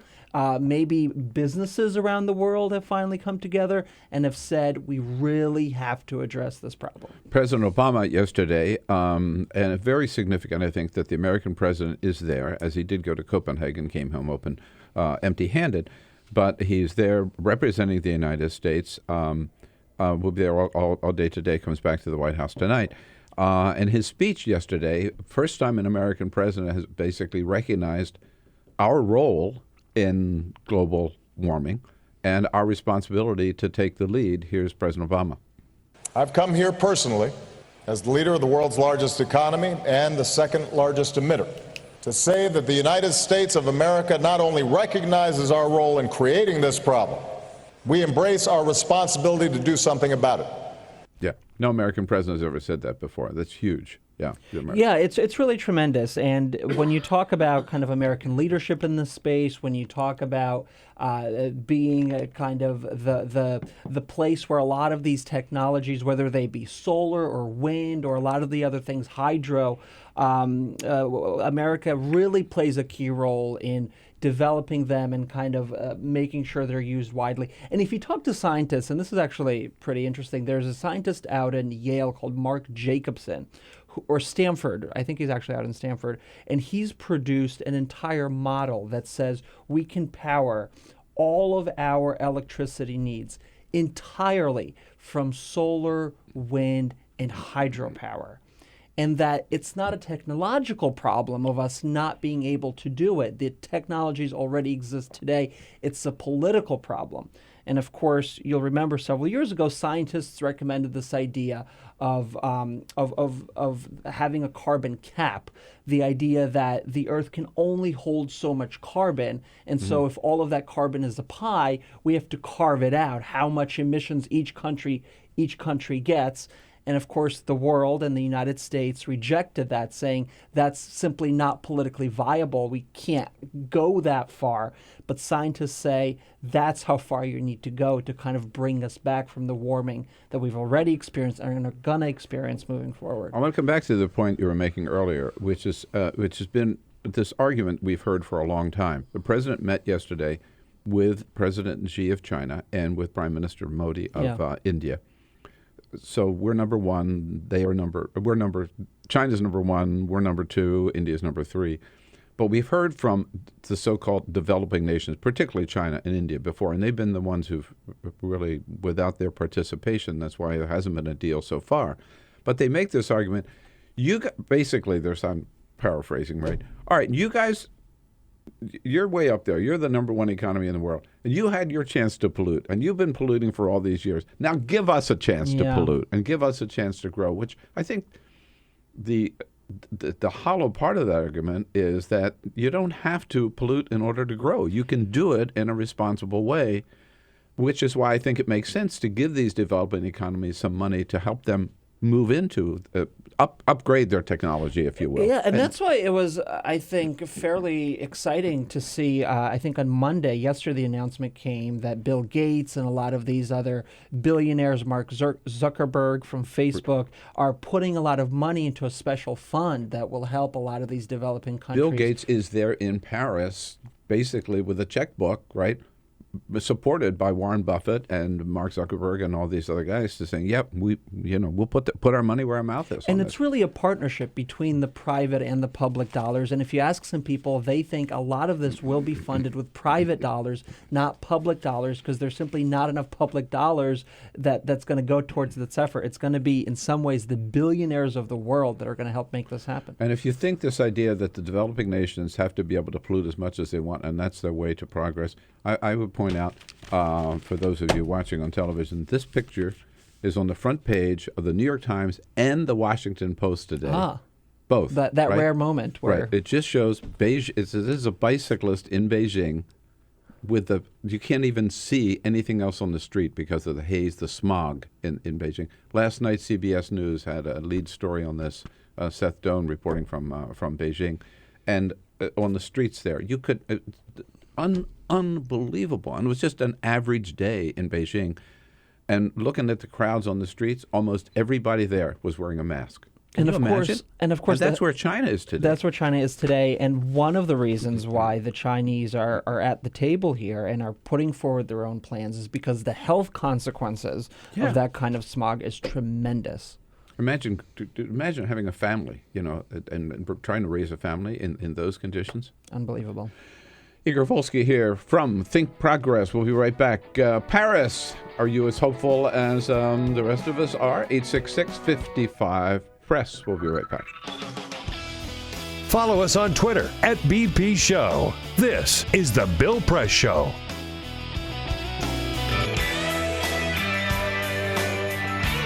Hey, what do you say, friends? Let's take a little time out here to remind you again about how important it is that we get your help for Free Speech TV.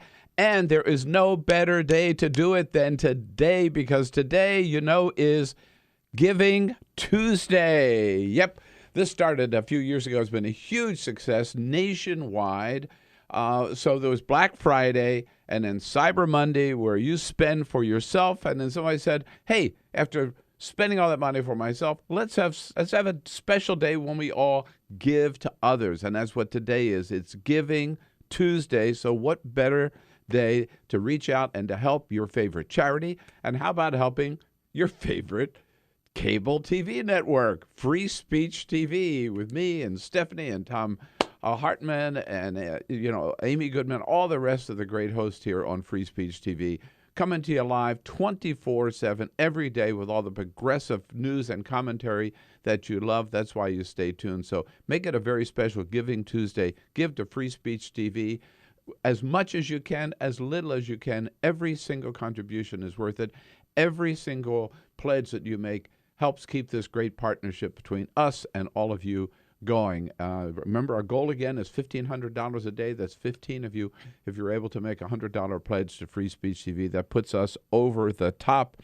And there's a little encouragement for you to be as generous as you can. Remember, if you can help us with just $30, or pledge for $30, we'll send you a Bill Press Show Eco Journal and a pen set.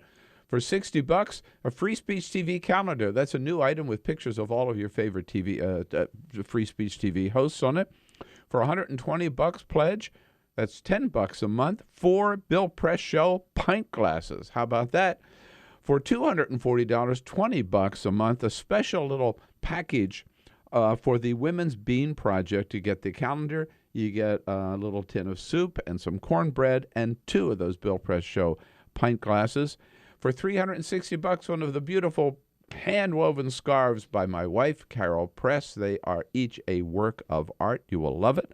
And if you are able to help Free Speech TV with $1,000, again, we love doing this. You make your way to Washington. Carol and I will take you out to dinner and then invite you into the studio the next morning to meet our entire team here. So let's make it a very special Giving Tuesday.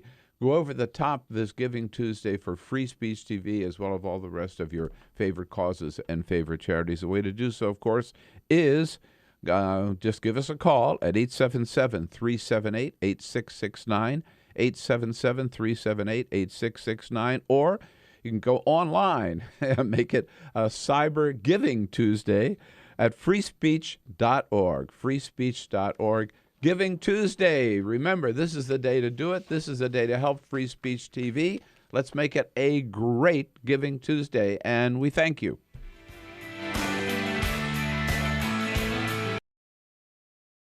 What the frack? What the frack? What the frack? What the frack? President Obama, are you fracking kidding me? Reopen the EPA studies. In Texas, Wyoming, and Pennsylvania. Fracking pollutes our oceans. Fracking poisons our water. Fracking makes climate change worse. Fracking relies on toxic chemicals that cause cancer. Ban fracking now. Ban fracking now. Go on.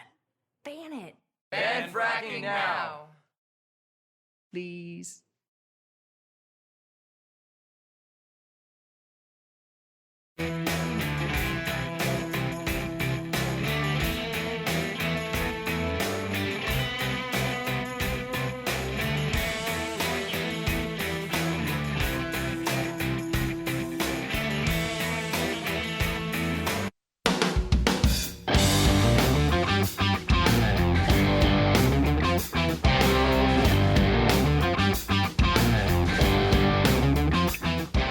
This is the Bill Press Show. Here we go, 27 minutes after the hour with Gabriel De Benedetti from from Politico joining me and Igor Volsky at the half hour. Igor, a lot of talk about Colorado Springs, the alleged, they're still saying, but we know, the killer, Robert Deere, appearing in the courtroom yesterday. My question is, what are the chances, as Ted Cruz alleges, that Mr. Deere is a transgendered leftist activist? Oh, there was a report on a right-wing website that on his voter registration form, Mr. Deere marked that he was a woman. And so it was based on that report that Ted Cruz made this remark.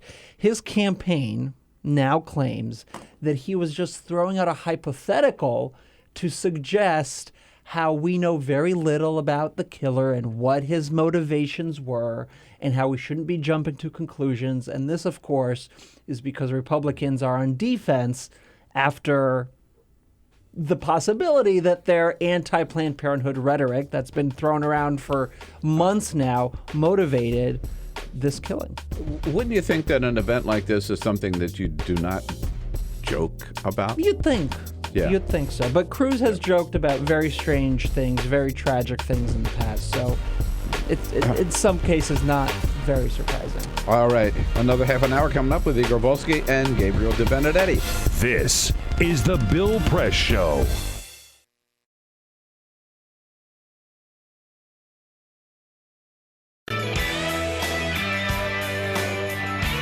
Hey, what do you say, friends? Let's take a little time out here to remind you again about how important it is that we get your help for Free Speech TV.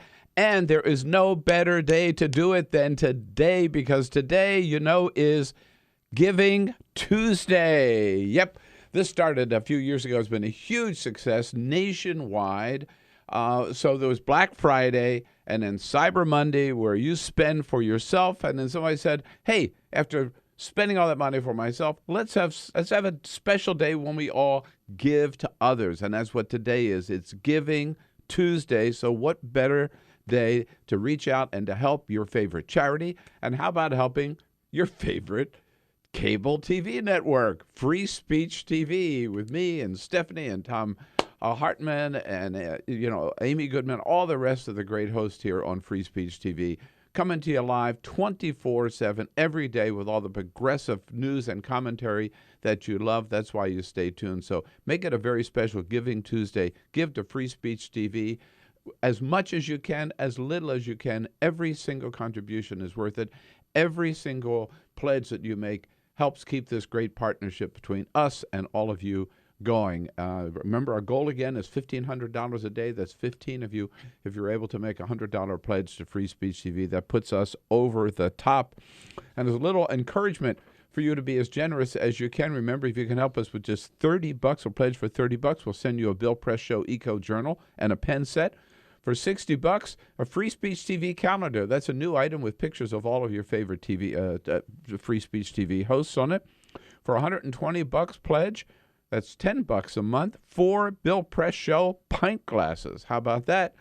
For $240, $20 a month, a special little package for the Women's Bean Project. You get the calendar, you get a little tin of soup and some cornbread and 2 of those Bill Press Show pint glasses. For $360, one of the beautiful hand-woven scarves by my wife, Carol Press. They are each a work of art. You will love it. And if you are able to help Free Speech TV with $1,000, again, we love doing this. You make your way to Washington. Carol and I will take you out to dinner and then invite you into the studio the next morning to meet our entire team here. So let's make it a very special Giving Tuesday. Go over the top this Giving Tuesday for Free Speech TV, as well as all the rest of your favorite causes and favorite charities. The way to do so, of course, is just give us a call at 877-378-8669, 877-378-8669, or you can go online and make it a Cyber Giving Tuesday at freespeech.org, freespeech.org. Giving Tuesday. Remember, this is the day to do it. This is the day to help Free Speech TV. Let's make it a great Giving Tuesday, and we thank you.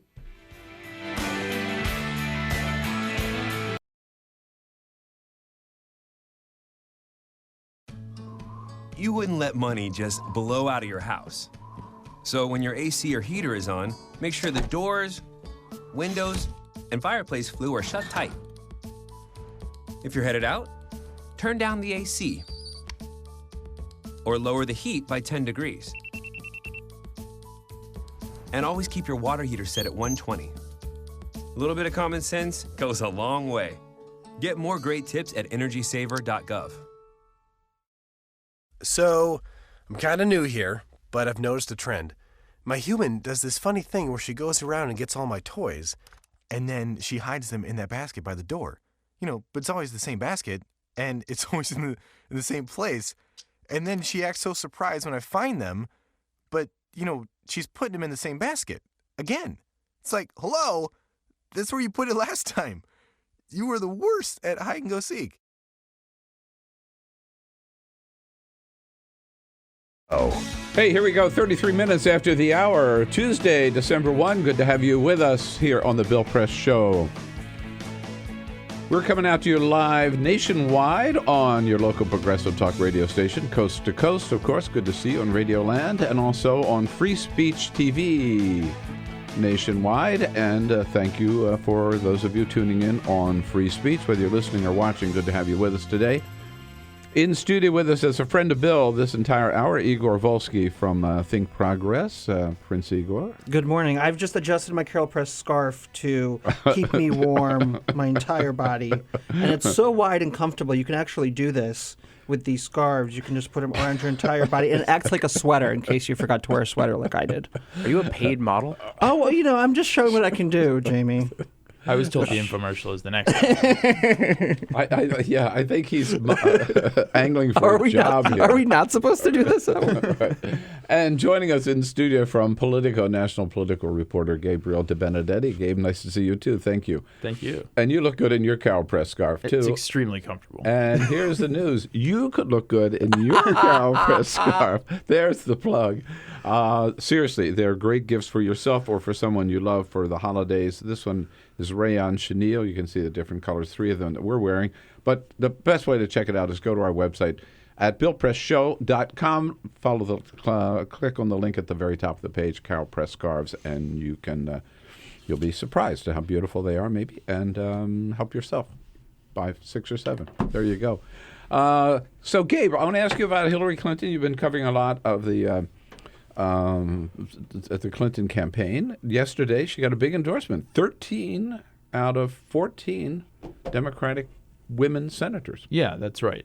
What happened to Elizabeth Warren? You tell me. I tried asking her. She doesn't have many thoughts on the matter. She was a Larry Lessig supporter, actually. So now she's done. He's out. She's done. Yeah, that's right. That's right. Well, so Liz Warren is the Senator Elizabeth Warren is the one, golden endorsement that the Clinton camp still really wants to get. They won't admit that they're courting her hard, but obviously this is the one progressive wing, stamp that they really feel like they need in order to unite the party come general election time.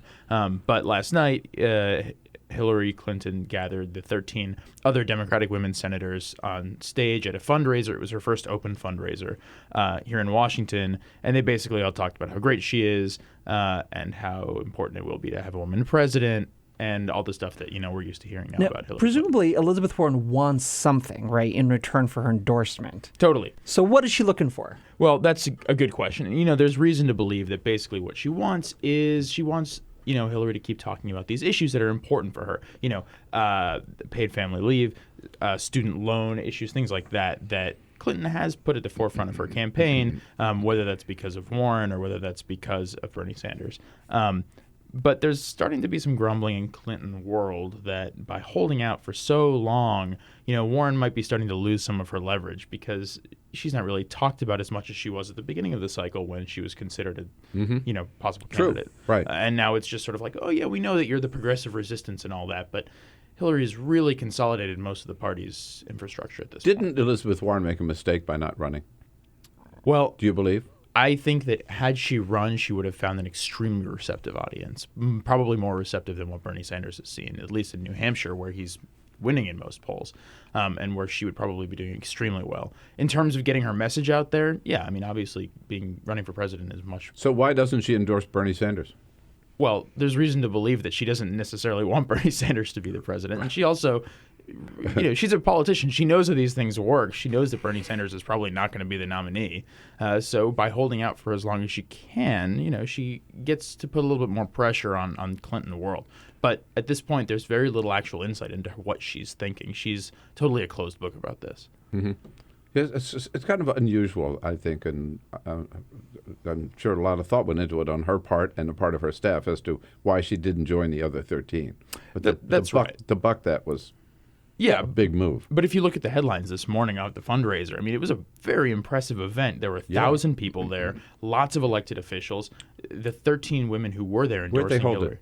It was at the Hyatt Regency on Capitol Hill in D.C., in the basement, and in this big ballroom. Right. It wasn't some dingy basement. And but it was an extremely impressive show of political power that Clinton obviously was going out of her way to do in the shadow of Bernie Sanders' capital, the sitting senator. But every single headline, including my story, out of that event last night was Elizabeth Warren wasn't there, which still highlights to you that, even though she's not falling in line, clearly there's something to all this. But it's also no great threat to Hillary that Elizabeth Warren hasn't endorsed her yet. It's not like Elizabeth Warren's going to run or take votes away from her. So it's, I think, really nominal in some sense now. That's right. But there is always the possibility that Clinton could do something so egregious or disagree with her so blatantly on some issue. It would have to be something like Wall Street reform, where they've sounded sort of similar these days in some respects. That Warren could come out and say, I'm endorsing Bernie Sanders. Or alternatively, go really far and just say, I'm not endorsing anyone, which would send a similar message. Now, among Republican and right-wing talk show hosts these days, the line going around is, yes, it looks like Hillary Clinton could indeed make history. She could be the first email president of the United States. That's good. But I wanted to just the point is, nobody's talking about the emails anymore. Totally. Yeah. Well, why? Well, because Bernie Sanders, right? We got damn sick and tired of him. Exactly. Well, but I think what Bernie Sanders was trying to say is the American people don't care about the issues that are raised because of these emails. That's a separate question. But the reality is people get tired of this kind of thing. And the specter of it, was she trustworthy or should we believe her, is still going to be there. But do we have the same resources going towards digging through this email dump every single month? Absolutely not, because it's just people don't pay as much attention when it's every single month.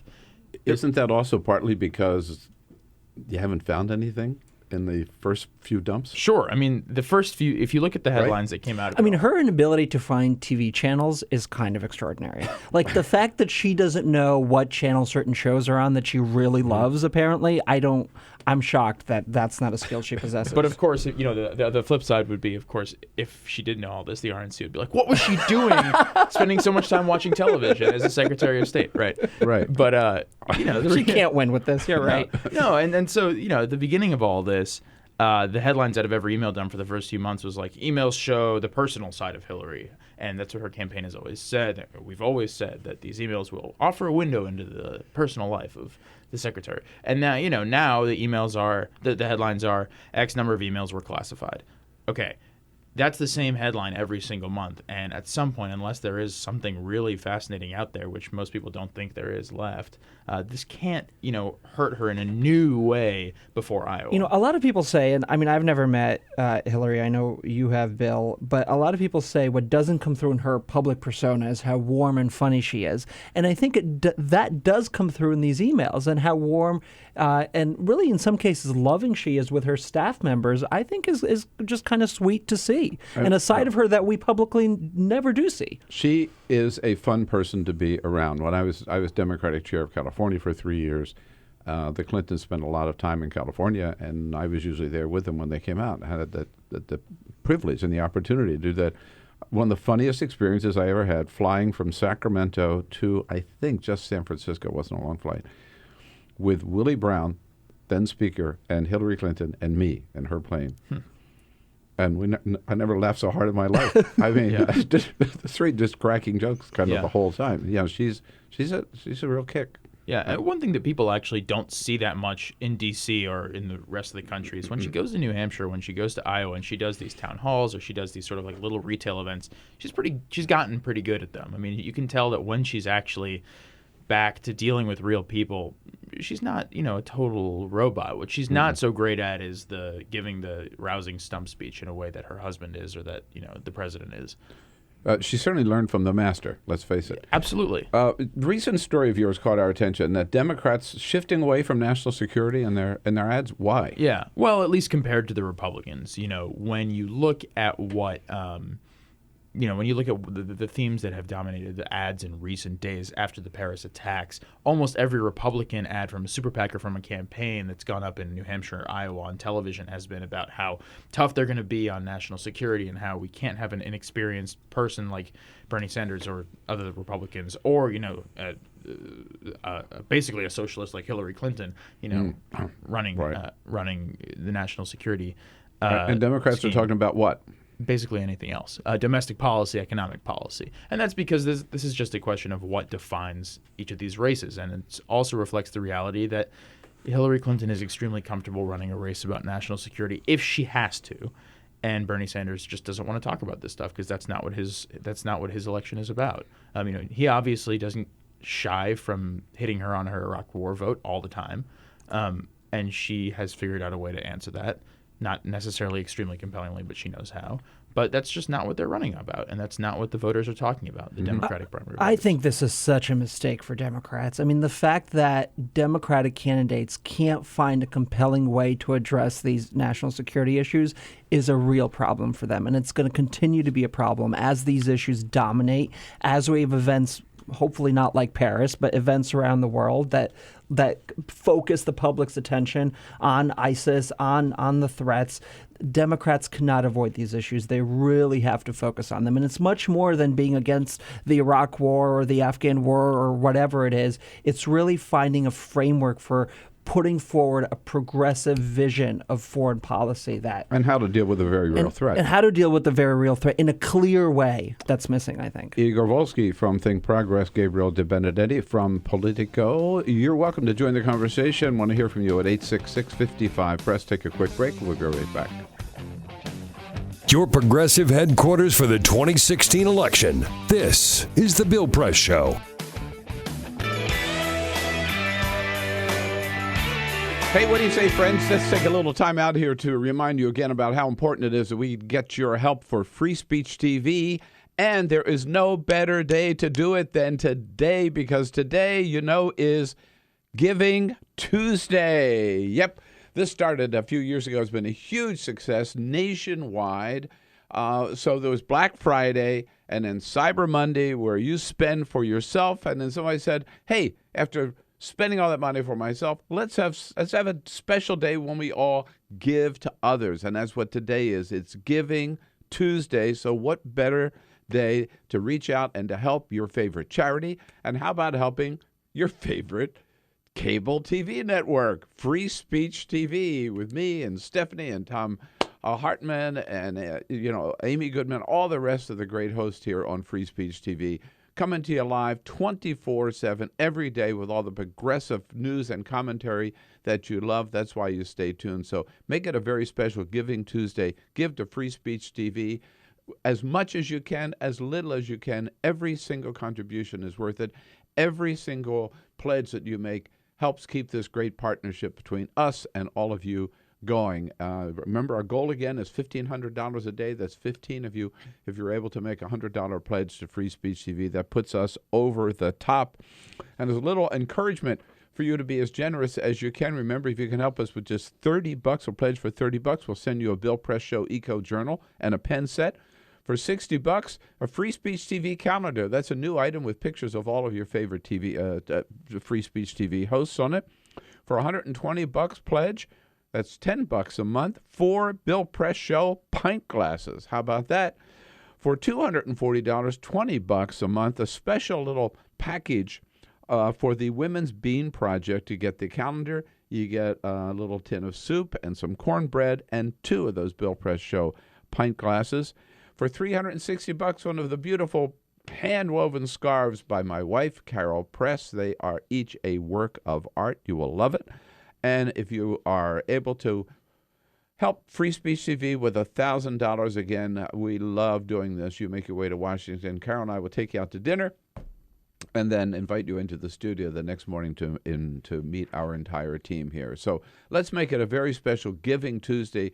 Go over the top this Giving Tuesday for Free Speech TV, as well as all the rest of your favorite causes and favorite charities. The way to do so, of course, is just give us a call at 877-378-8669, 877-378-8669, or you can go online and make it a Cyber Giving Tuesday at freespeech.org, freespeech.org.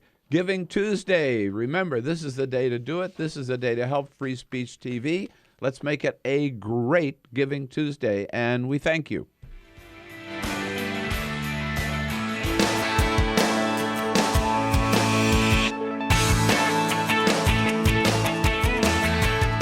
Help keep all the presidential candidates straight with your progressive headquarters for the 2016 election. This is The Bill Press Show. What is the true promise of Paris? Joe Romm here from from Center for American Progress.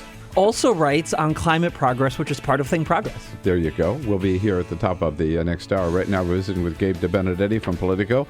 Igor Volsky here is a friend of Bill for the entire hour. So, Gabe, we've talked about the Democrats. On the Republican side, it looks like, Donald Trump, for some reason, continues to dominate. Yeah. But when you get because to he's going to make America great again. He is. Right. There you go. Yeah. Just look at the hat, right?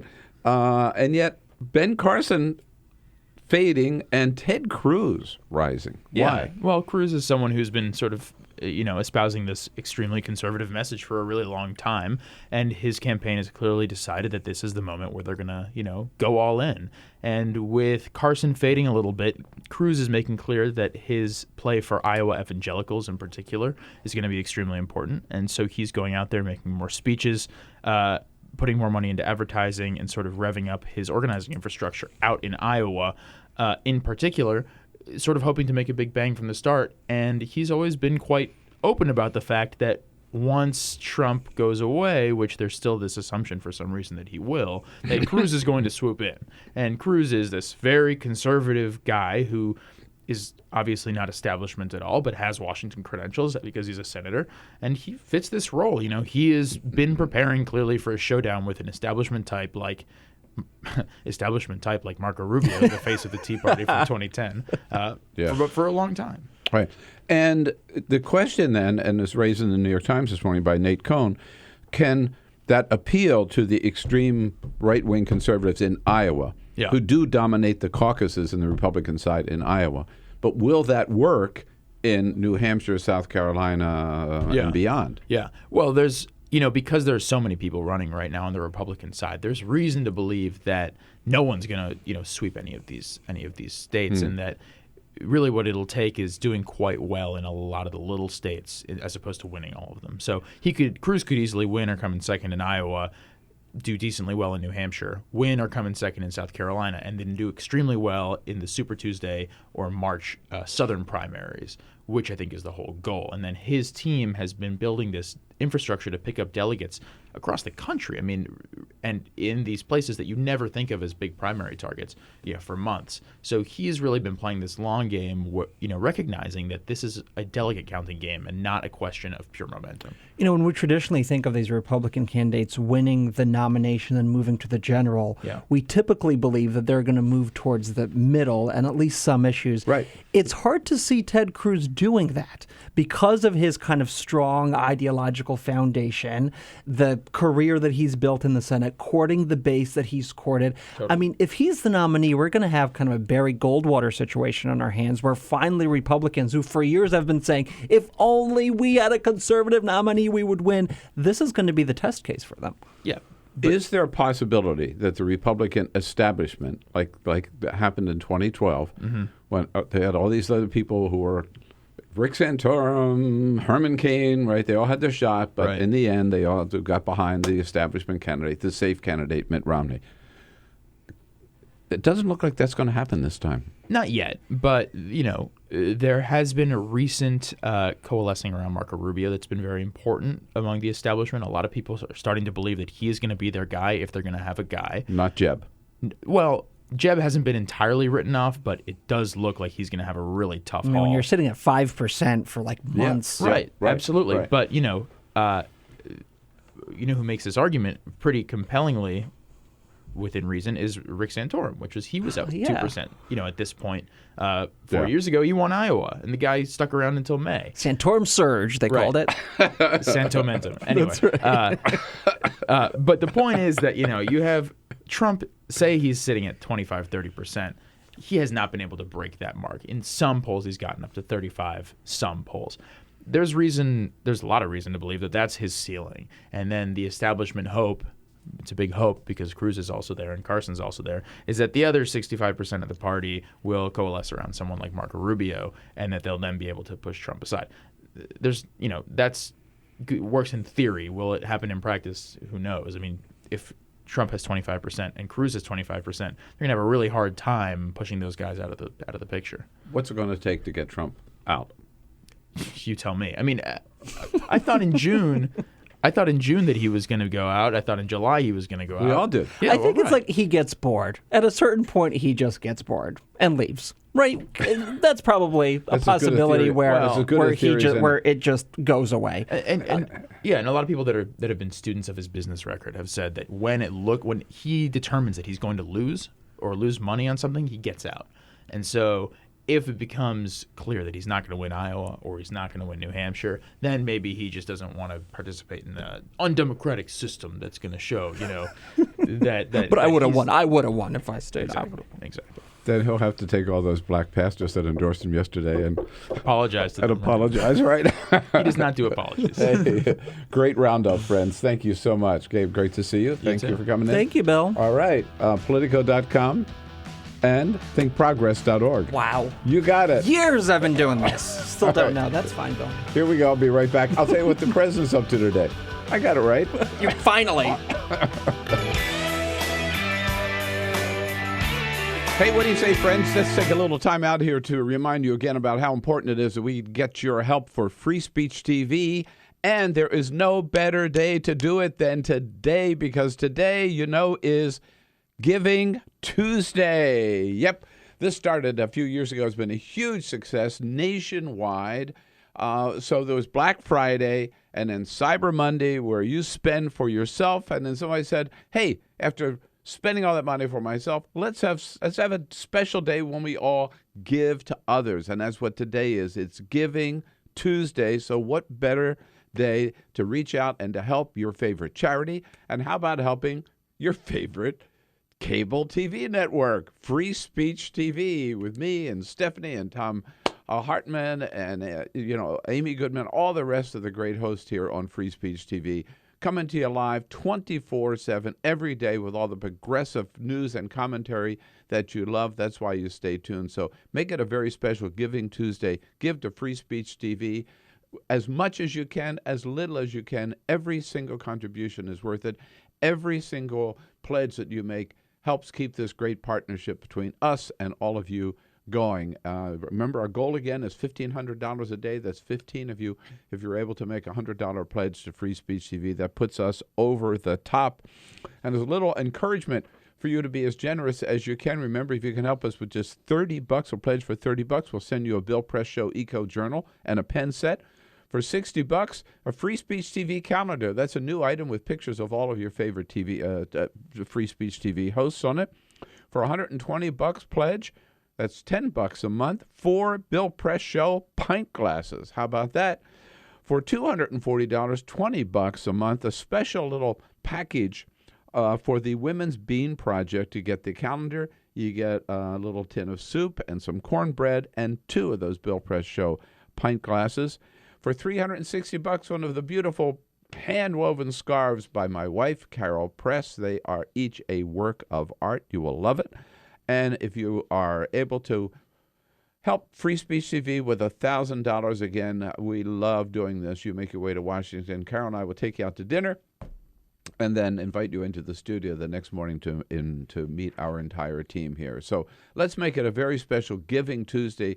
Go over the top this Giving Tuesday for Free Speech TV, as well as all the rest of your favorite causes and favorite charities. The way to do so, of course, is just give us a call at 877-378-8669, 877-378-8669, or you can go online and make it a Cyber Giving Tuesday at freespeech.org, freespeech.org. Giving Tuesday. Remember, this is the day to do it. This is the day to help Free Speech TV. Let's make it a great Giving Tuesday, and we thank you.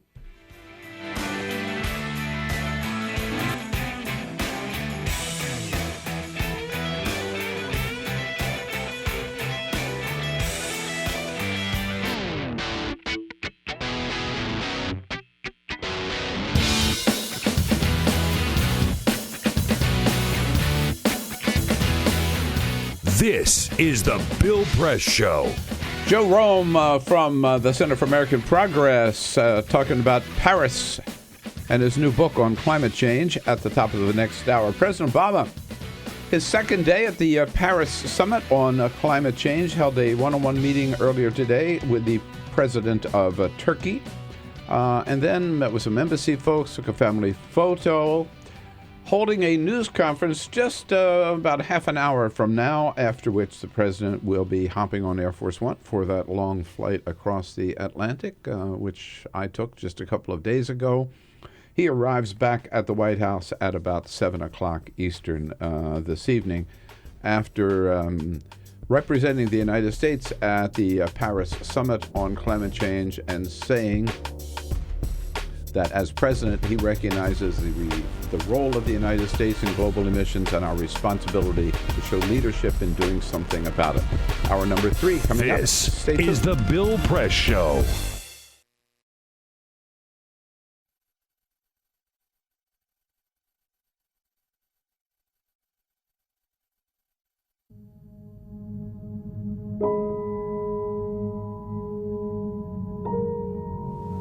The hardest moments for me is when I'm laying awake in the middle of the night and I'm thinking about all the times I made a pitcher of Kool-Aid with the water, or I boiled a pot of corn or potatoes with the water. Those thoughts just stick with me in the middle of the night, and I feel horrible as a mom that I didn't know that something was wrong, but how could I have known? There's no way I would have known. The spill at Dan River happened when a drainage pipe that ran underneath an ash basin and dam collapsed, sucking out 6 decades of waste and spewing gunk directly into the river.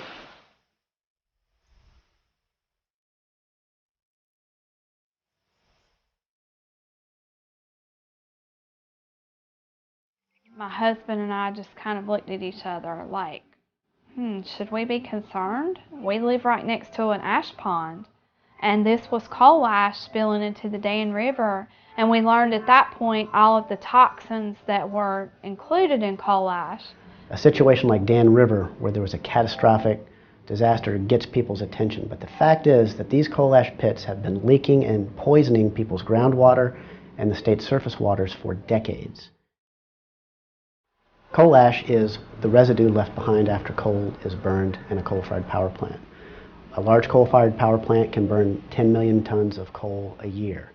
When the organic matter in the coal is burned away, what's left behind are these trace minerals, things like arsenic, lead, mercury, selenium, and chromium. And these are highly concentrated. The coal ash can have concentrations of these contaminants that are 10 to 100 times greater than the level in the coals themselves.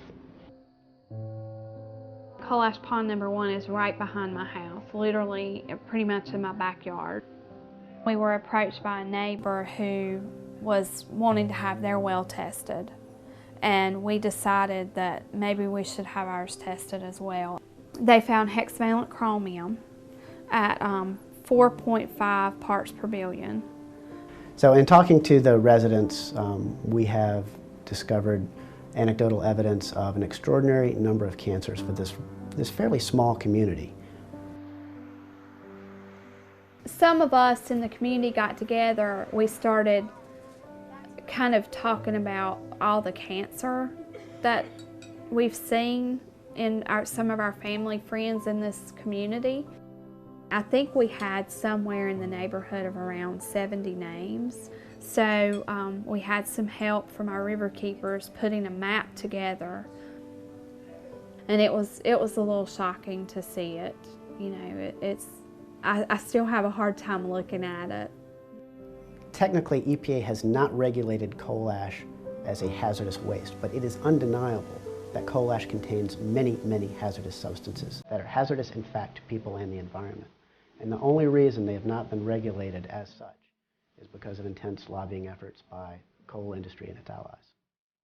A lot of these chemicals are simple elements, but when you find them at the levels that they exist in around coal ash ponds, then you're starting to talk about cancer, brain tumors, you're talking about birth defects, developmental problems, neurotoxicity.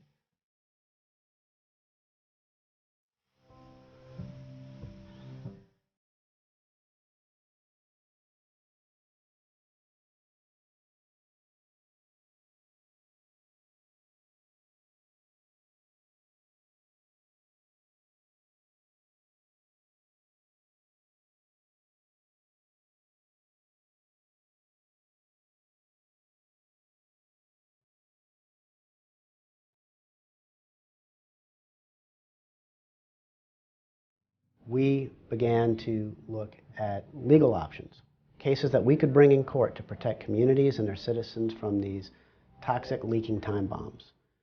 In 2002, North Carolina enacted a public financing mechanism for judicial elections. This kept private money out of judicial elections.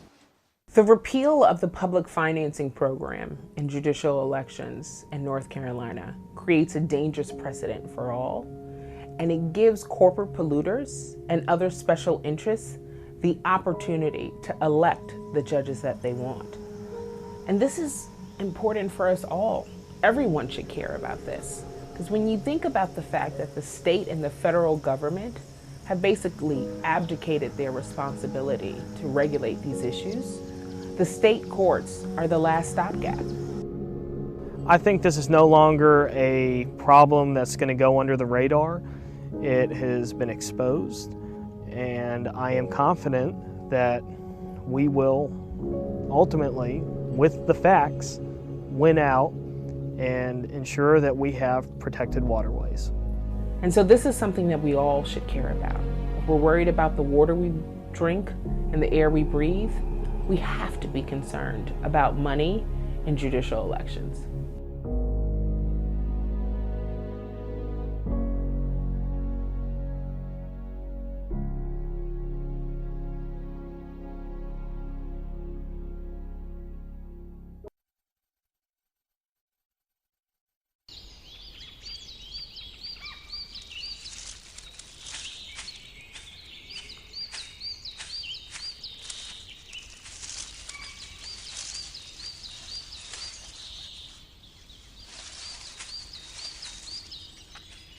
At Earth Justice, we defend the environment in the courtroom. Join our fight. When you take a seat, you take a stand.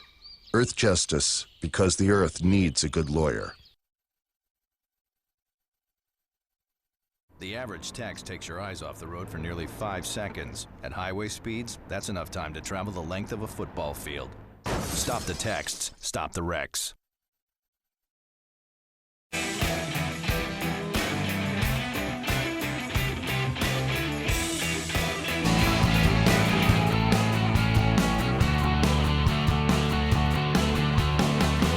Broadcasting around the nation, on your radio, on your TV, and online. This is The Bill Press Show. 13 out of 14 women senators, Democratic senators, endorse Hillary Clinton for president. Last night here in Washington, Elizabeth Warren, not one of them. Hey, hello, everybody. What do you say? Tuesday, December 1.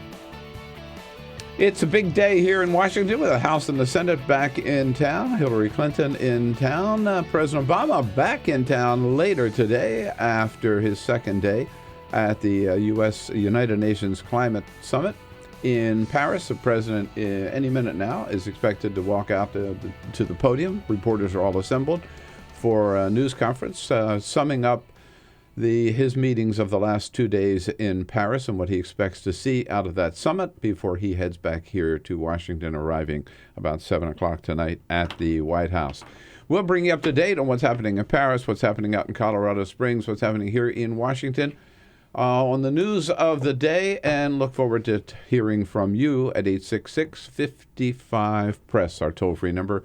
Your comments always welcome, of course, on Twitter at BP Show and on Facebook at facebook.com/Bill Press Show.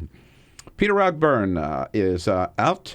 He taken ill during the show yesterday, but he is doing fine, undergoing some just relaxing and taking it easy to make sure everything's okay. We'll look forward. We've heard from him this morning.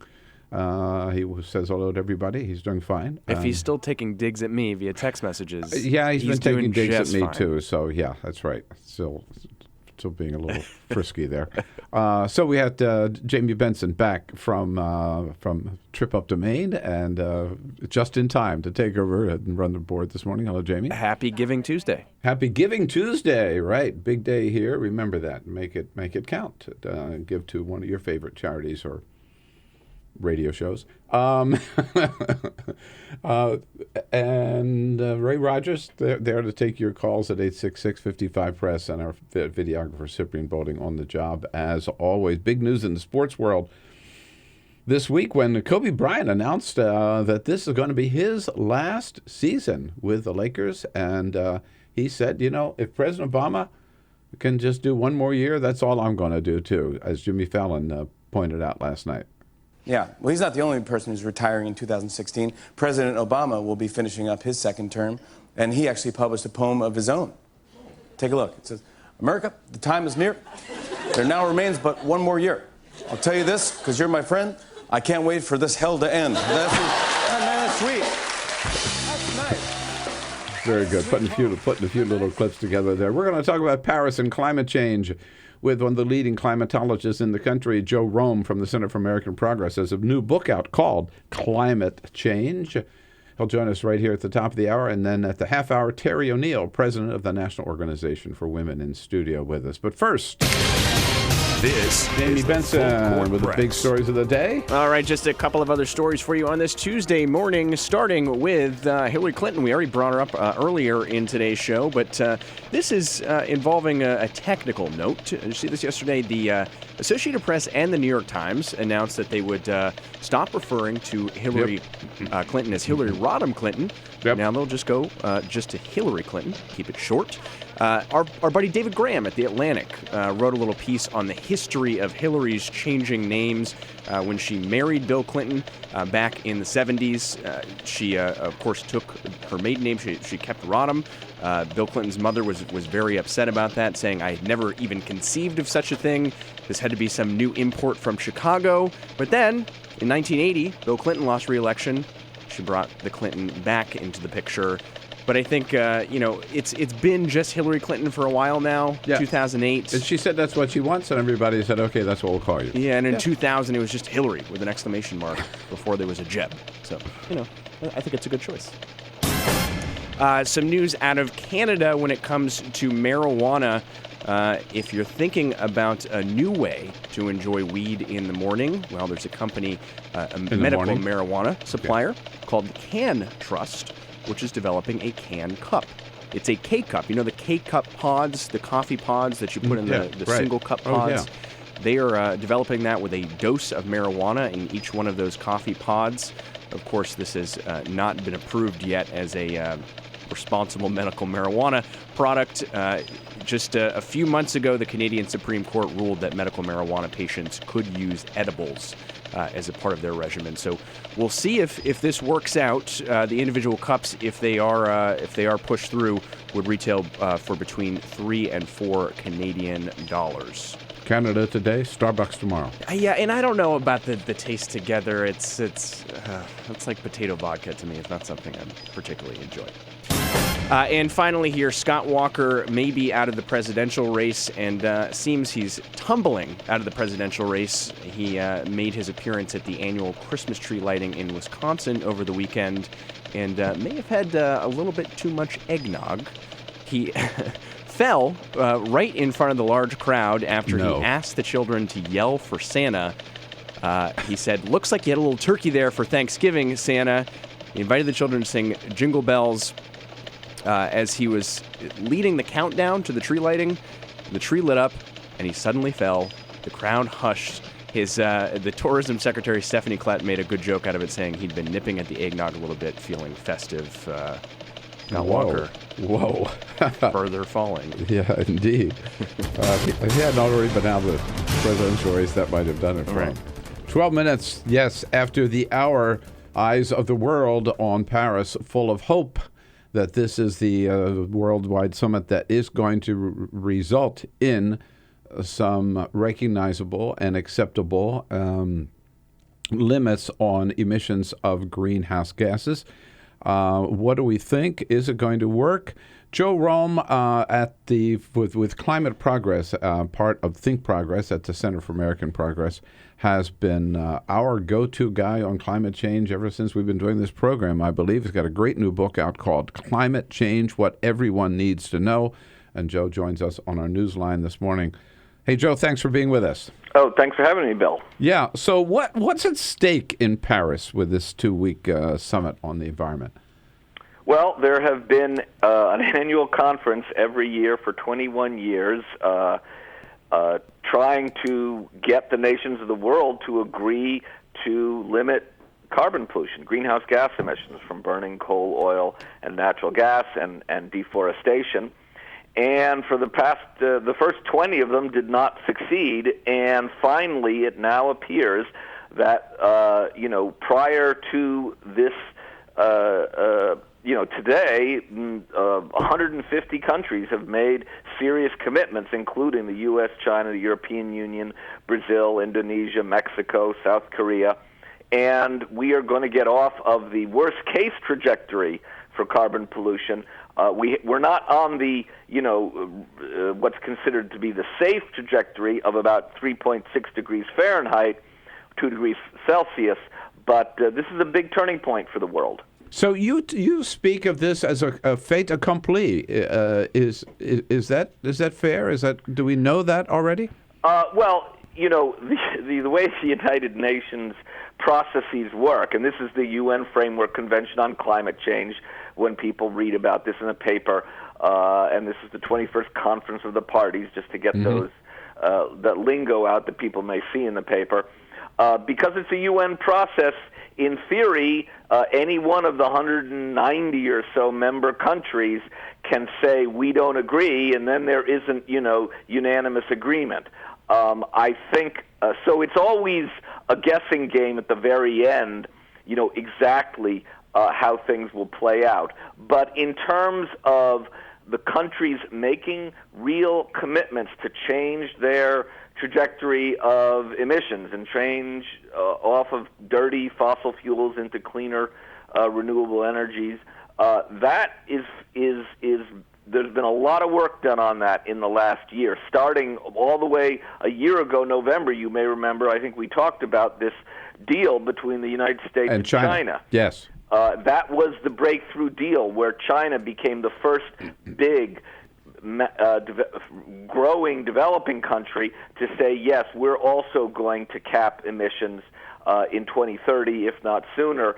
And that set in motion all these other countries that had sort of been hiding behind China, saying, well, if China's not going to make a commitment, then why should we, a smaller, poorer developing country, make a commitment? So, so there has been a year's worth of work, and I think President Obama, Secretary Kerry, and at the time, John Podesta, who negotiated that deal, of course, deserve a lot of credit.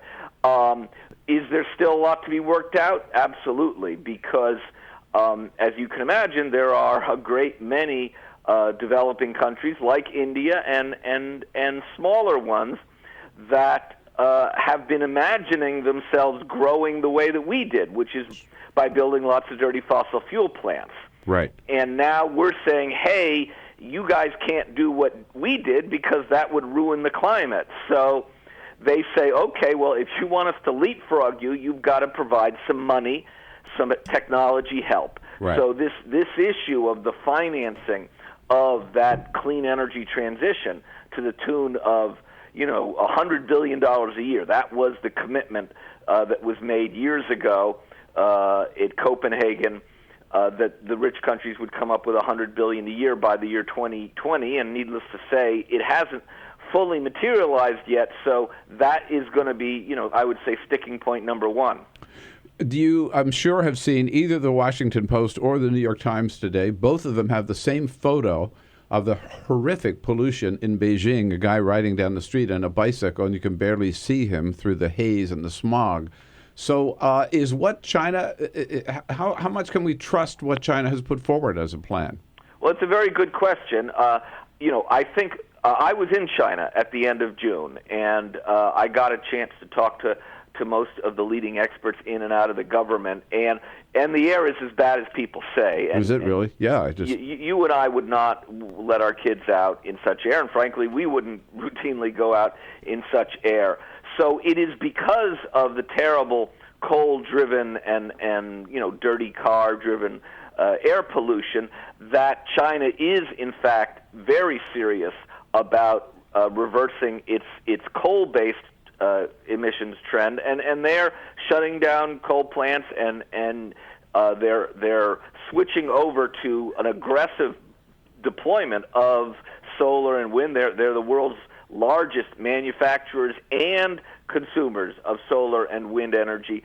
So based on everything I learned over there, yes, they probably peaked in coal consumption in 2013, and I think you're going to see their coal consumption go down. I think you're going to see China beat its commitment to peak in 2030. Most everyone there thought they would peak by 2025 in overall CO2 emissions, and like I said, they may have peaked in coal emissions already, and they're going to build so many renewables in the next 15 years as part of their pledge. They're going to build the equivalent of the entire U.S. electric power system just in carbon-free power over the next 15 years. And so, yeah, I think that they are sending a signal to the world, look, renewables are ready now, and you can, if you choose the path that we did, you're just going to be building all these coal plants, screwing up the air and water of all your cities, and then you're going to have to shut them down anyway. So let's figure out if we can put enough money on the table and enough technology on the table to simply leapfrog the way so many countries never built the telephone lines but have gone straight to cellular telephones. And that's what we hope that India will, that's the path that India will take as well, the other major player. Is that right? Yes. And India is now the big focus of attention, because India has been eyeing China, and on the one hand, they like the rapid growth that China has had in the last 15 years. On the other hand, nobody really there wants to see their cities get even dirtier, because right now India has something like half of the top 30 most polluted cities in the world. So Modi is their leader, and he is walking this tightrope. He doesn't want to constrain growth, but also, India is going to suffer as much as anybody from climate change, because the melting glaciers will take away their water supply, and the rising seas is going to inundate their coasts. So they have pledged to be 40% renewables by 2030, a massive expansion in solar and wind, and they just announced a major international partnership with dozens of countries to accelerate solar deployment. So, they have not committed to cap CO2 emissions, and they're not going to do it at this meeting. I think there's hope that they eventually will do it, but as you can imagine, for a country that wants economic growth as much as it wants a clean air, this is the big challenge. I think the good news is that they are at the table, and they don't want to be seen as the reason these talks didn't succeed. And very, very quickly, if you can, what's the United States going to be doing that we've not already done in this? Well, we have committed to increase spending on clean energy. Of course, that's our friendly neighborhood Congress has vowed that no matter the fact that the world has finally gotten together at our best shot at solving climate change, Mitch McConnell and members of Congress want to kill not just U.S. action on climate, but global action on climate. So there is going to be an epic battle, and I think it will be a pretty big election issue. Mm-hmm. This question of is the United States going to be part of the world effort to solve one of the greatest problems we've ever faced, or are we going to be a roadblock? Yep, that's going to be the big issue for 2016. We saw the poll yesterday. 66% of the American people said they would support binding restrictions on global emissions. Joe, congratulations on the book. It's just out. It's called Climate Change. We'll have a link up on our website. You can also find, of course, at your local bookstore and on Amazon.com or any of the big book websites. Joe, great work, and you continue to turn it out, and we love having you on the show. Thanks so much, Joe. Thank you. Again, the book is Climate Change, What Everyone Needs to Know About It. Nobody knows more about it than Joe Romm. Follow us on Twitter @BP Show. This is The Bill Press Show.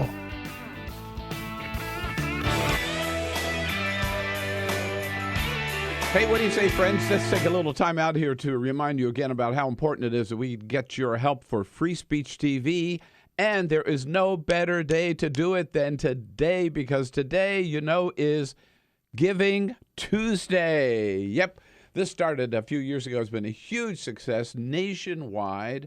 So there was Black Friday and then Cyber Monday, where you spend for yourself. And then somebody said, hey, after spending all that money for myself, let's have a special day when we all give to others. And that's what today is. It's Giving Tuesday. So what better day to reach out and to help your favorite charity? And how about helping your favorite cable TV network, Free Speech TV, with me and Stephanie and Tom Hartman and Amy Goodman, all the rest of the great hosts here on Free Speech TV, coming to you live 24/7 every day with all the progressive news and commentary that you love. That's why you stay tuned. So make it a very special Giving Tuesday. Give to Free Speech TV as much as you can, as little as you can. Every single contribution is worth it.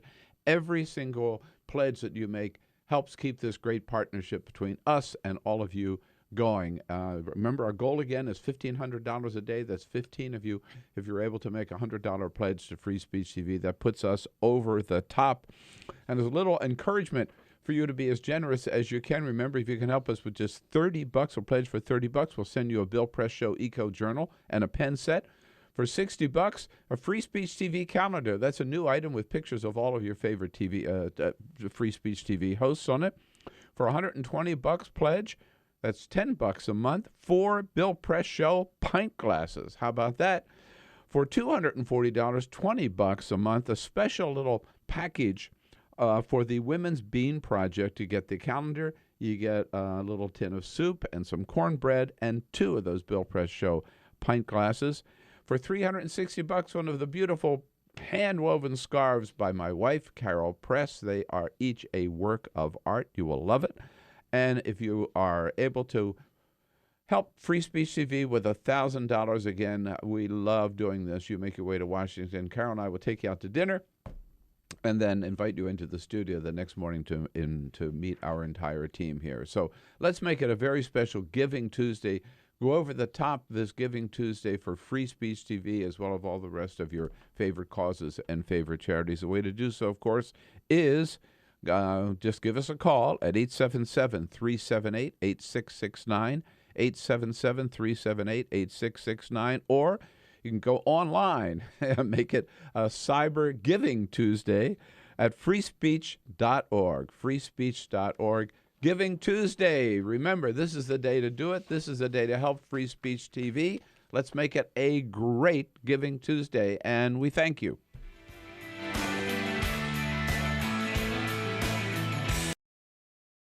What the frack? What the frack? What the frack? What the frack? President Obama, are you fracking kidding me? Reopen the EPA studies. In Texas, Wyoming, and Pennsylvania. Fracking pollutes our oceans. Fracking poisons our water. Fracking makes climate change worse. Fracking relies on toxic chemicals that cause cancer. Ban fracking now. Ban fracking now. Go on. Ban it. Ban fracking now. Please. Whoa! There are some moments.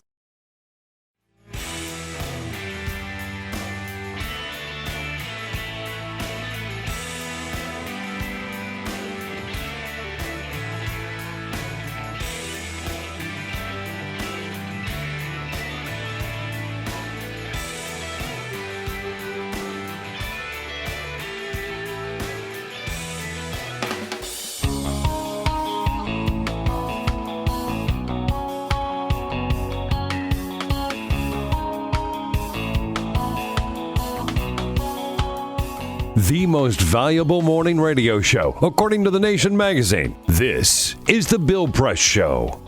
With more on the impact of Friday's shooting at the Planned Parenthood Clinic in Colorado Springs, Terry O'Neill, president of the National Organization for Women, joins us here in studio in the next half hour.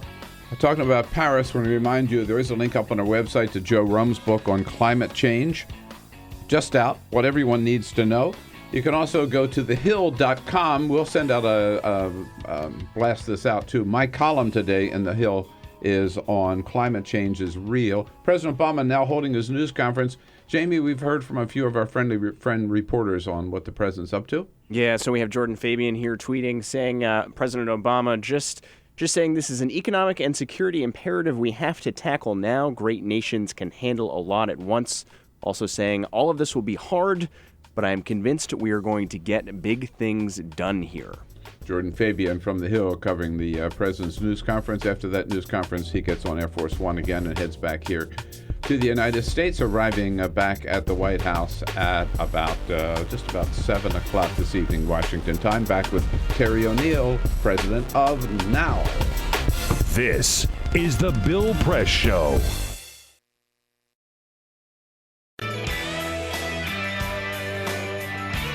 Hey, what do you say, friends? Let's take a little time out here to remind you again about how important it is that we get your help for Free Speech TV.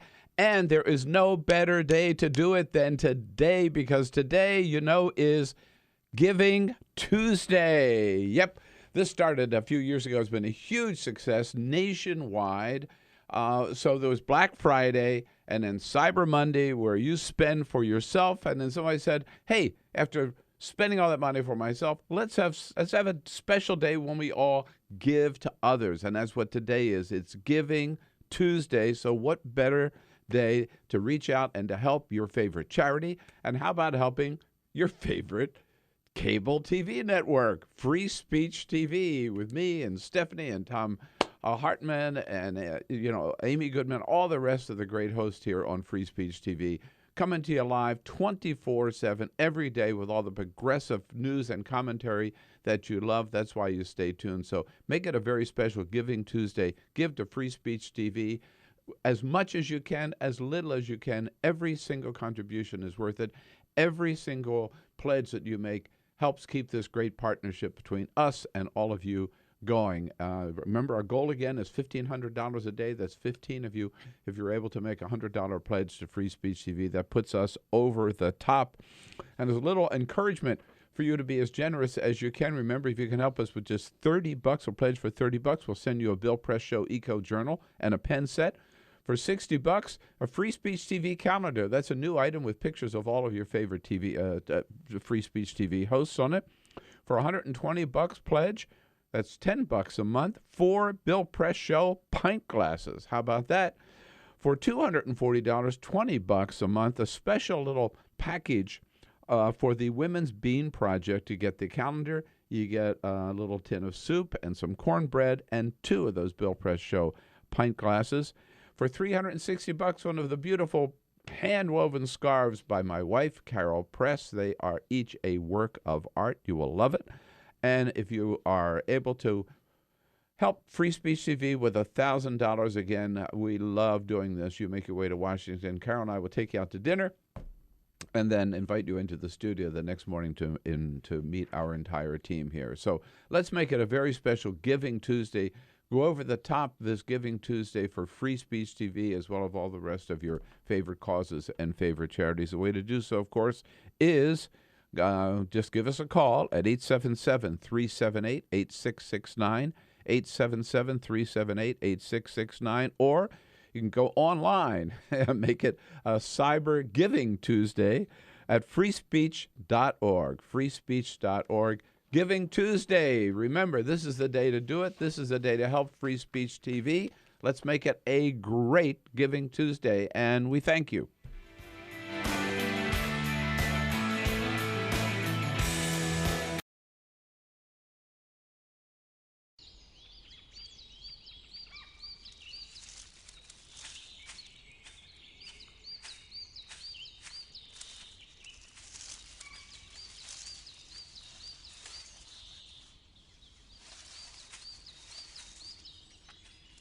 At Earth Justice, we defend the environment in the courtroom.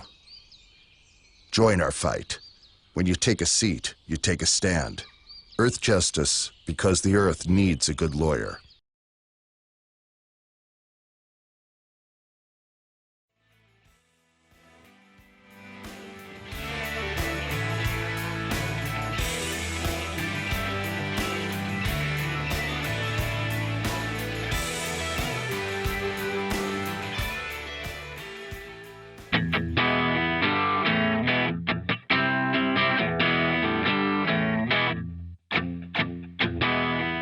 Streaming live video right now at youtube.com/TawkrTV. That's TAWKR-TV. This is The Bill Press Show. You got it. 33 minutes after the hour. Here we go on a Tuesday, December 1. The Bill Press Show here on your local progressive talk radio station, coast to coast, and also nationwide on Free Speech TV. Good to see you on the radio. Good to see you on television. Thanks for joining us. As promised, joining us this half hour, the president of the National Organization for Women, a great friend for a long time, Terry O'Neill. Terry, it's good to see you. Welcome back to the studio. It's great to see you, Bill. You are looking particularly fine today in that Carol Press hand-woven scarf, I must say. Isn't beautiful? It's gorgeous and warm on a day like this. Yeah, you need it, huh? Perfect, yeah. Rayon chenille. I'm wearing one too, a rayon chenille. This is a little different color scheme, but I love it. And this is close to the one that I wear every day, frankly, in the winter here in Washington. Just a little reminder, this is Giving Tuesday. Maybe there's someone you want to give a particular gift to. No better gift than a hand-woven scarf by Carol Press. Go to our website, billpressshow.com. Follow the link to the Carol Press scarves, and you'll see all the different designs for this season, either in rayon chenille or in bamboo, and shop till you drop. So, Terry, we've been talking a lot about the horrific incident in Colorado Springs on Friday, and maybe some of the political fallout as well. But let me start with the fact that, is there any doubt in your mind that what this guy's motivation was? Of course not. We view this as a domestic terrorist attack. I'm perfectly willing to believe what other people have said is, oh, well, he had mental illness issues. The point is that, like all domestic terrorism, these kinds of attacks do not occur in a vacuum. They occur within an environment in which rhetoric has been stepped up that ratchets up hate, rage, which ultimately is known to be highly likely to explode into violence. And you know, Bill, I think there's an analogy here. Back in 2009, when Dr. George Tiller was murdered, the 2 years leading up to his murder involved the Attorney General of the state of Kansas engaging in a campaign of harassment and intimidation of Dr. Tiller, repeatedly accusing him of violating laws that, in fact, Dr. Tiller had not violated. Every investigation turned up empty, but the Attorney General was using his office to promote this view that Dr. Tiller was somehow breaking the law, which he wasn't. And guess what? After a 2-year campaign like that, an individual who may or may not be unhinged goes in and actually shoots him dead. Hears that rhetoric, sees that kind of action, and then says, "It's up to me, right? I'll take the law into my own hands. I've got exactly it, right? Exactly." And these are public officials. These are people who are entrusted with the public welfare, doing this kind of thing. That is exactly what's going on right now with Planned Parenthood. You have public officials. And my organization is calling on the new Speaker of the House, Paul Ryan, to call off what we're calling the Special Committee to Attack Women's Health. They call it like the Special Committee of Investigations or something. That is nothing but... This is a special Planned Parenthood committee that Paul Ryan has set up, just like John Boehner set up a special committee to investigate Hillary's emails, right? Yeah. It's a Benghazi-style committee, exactly, with no evidence. In fact, Planned Parenthood has requested an investigation into the production of those videos. They have already demonstrated, if you look at all of the videos, all of the full-length videos, you see that the full-length videos are doctored. They are faked up. They are doctored videos. You can see that by the fake timestamps on the videos. Well, back to the analogy, which I think is a perfect analogy, because in this case, in Colorado Springs, Robert Deere, when he's picked up when he surrenders to the cops or whatever, and he says, "No more body parts. No more body parts." If you look, right, you heard that exact phrase from Carly Fiorina, from Ted Cruz, from Marco Rubio, from Chris Christie.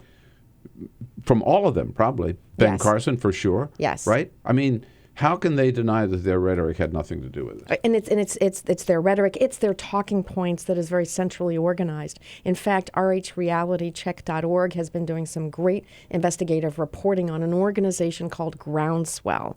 It is an organization created by some of the top Republican Party operatives in our country right after the 2012 elections, when the Republicans lost so badly, and they wanted to figure out how to regain power. One of the things that Groundswell does is it creates talking points, right? So, and they promote these talking points throughout their network. They've got these tentacles, reaching out. And what you see when Groundswell has created a set of talking points, you see them being parroted, repeated by all of these officials and candidates. So body parts, sale of body parts, no more body parts. That's a talking point. It's a classic Groundswell type of tactic. Well, you must admit they're very good at that messaging. Oh, and they're hugely well funded. Right. I mean, who wouldn't be great? Yeah. But the thing is, they haven't backed down at all either. Ted Cruz, for example, just has in fact doubled down. Right. Just days before the shooting, I'm looking on Huffington Post here. Ted Cruz talked about and bragged about an endorsement that he received for a guy named Troy Newman. Troy Newman, head of Operation Rescue. Now, has been after Operation Rescue for a long time. We remember the days of Randall Terry. Yes. Whom you shut down. Yes, right? Yes, we did. And he was another one who was accusing Planned Parenthood of murder and breaking the law. Back in the 1990s, the National Organization for Women filed a lawsuit against Operation Rescue and Joe Scheidler's organization, which I can't remember the name of it, but they were organizing intimidation and violence and threats of violence at abortion clinics around the country. Then we filed a RICO lawsuit against them that we claimed that they were engaged in a criminal enterprise. Because think about it, Joe Scheidler walks into a clinic and says, "Hey, did you hear what happened to the clinic down the street that got blown up? Well, you're next if you don't start practicing medicine the way I want you to practice medicine. You withhold certain services from women, you provide other services to women, you do it the way I want it to." We didn't think that was different from a mafioso walking into a dry cleaner shop and saying, "Hey, did you hear about the firebombing of the dry cleaners down the shop? Well, you pay me some protection money, and it won't happen to you." We thought that the behavior of these violent, the violent fringe of the anti-abortion movement, we thought they were acting like racketeers. So we filed a lawsuit. It was a very, very multi-year lawsuit. We did win a nationwide injunction against these people, and after we got that injunction, violence at abortion clinics dropped precipitously all around the country. It was absolutely worth going after them. Yeah, and that was a good investment, and it took you that time. But now they're back. Now they're back under this guy, right. Troy Newman. That's right. Troy Newman, who in a book in 2003 said that the killing of Dr. George Tiller was he praised it. Well, right? yes. Troy Newman says things like he promotes the murder of women's health care providers. But I have to tell you, major television personalities, Bill O'Reilly was on his television show constantly after Dr. Tiller was viciously murdered in his church while he was serving as an usher on a Sunday morning. And there's Bill O'Reilly on the radio, on the television, calling Dr. Tiller the killer. So there's this rhetoric that's out there that promotes violence against women's healthcare providers. What are there any more? What's the response? Right, in terms of is there any way to get these people to tone down or to stop these tactics? One of the things we have to do is defeat them at the ballot box. We have to make clear that Ted Cruz getting the endorsement of Troy Newman, the people of this country, I think, need to rise up and say, no, we will not allow our elected officials to ally themselves with the violent fringe of the anti-abortion movement. Unfortunately, there are many Republican leaders who are now in lockstep with the violent fringe of the anti-abortion movement because these congressional committee hearings are based on the work of Troy Newman's organization, which was because David he's Delaney. also on the board of this other organization that produced the videos. Yes, he founded the organization with David Delaney. He was an original board member. Yeah. And the idea that again, I keep coming back to him. Troy Newman has said he said in his book, the entire country, we are all blood guilty for our failure to kill people who are providing women's health services, right? And particularly the practice of the procedure of abortion. But in other words, he's calling for... He's absolutely... He's advocating murder. Yeah, he is. And Ted Cruz has said, I'm proud to have his endorsement. Proud to have his... And Ted Cruz is a sitting United States senator. I mean, these are the levers of government of the United States of America. Unbelievable. These are not the people who should be in government. Terry O'Neill with us from the National Organization for Women, fighting the good fight for a long time, and right on top of this latest battle here. 866-55-PRESS is our toll-free number. If you have a question or a comment, welcome your comments when we come back here with Terry O'Neill. Hey, what do you say, friends? Let's take a little time out here to remind you again about how important it is that we get your help for Free Speech TV. And there is no better day to do it than today, because today, is Giving Tuesday. Yep, this started a few years ago. It's been a huge success nationwide. So there was Black Friday and then Cyber Monday, where you spend for yourself. And then somebody said, hey, after spending all that money for myself, let's have a special day when we all give to others. And that's what today is. It's Giving Tuesday. So what better day to reach out and to help your favorite charity? And how about helping your favorite cable TV network, Free Speech TV, with me and Stephanie and Tom Hartman and Amy Goodman, all the rest of the great hosts here on Free Speech TV, coming to you live 24/7 every day with all the progressive news and commentary that you love. That's why you stay tuned. So make it a very special Giving Tuesday. Give to Free Speech TV as much as you can, as little as you can. Every single contribution is worth it. Every single pledge that you make helps keep this great partnership between us and all of you going. Remember, our goal again is $1,500 a day. That's 15 of you. If you're able to make a $100 pledge to Free Speech TV, that puts us over the top. And there's a little encouragement for you to be as generous as you can. Remember, if you can help us with just $30 or pledge for $30, we'll send you a Bill Press Show Eco Journal and a pen set. For $60, a Free Speech TV calendar. That's a new item with pictures of all of your favorite Free Speech TV hosts on it. For $120 pledge, that's $10 a month. 4 Bill Press Show pint glasses. How about that? For $240, $20 a month, a special little package for the Women's Bean Project. You get the calendar, you get a little tin of soup and some cornbread and 2 of those Bill Press Show pint glasses. For $360, one of the beautiful hand-woven scarves by my wife, Carol Press. They are each a work of art. You will love it.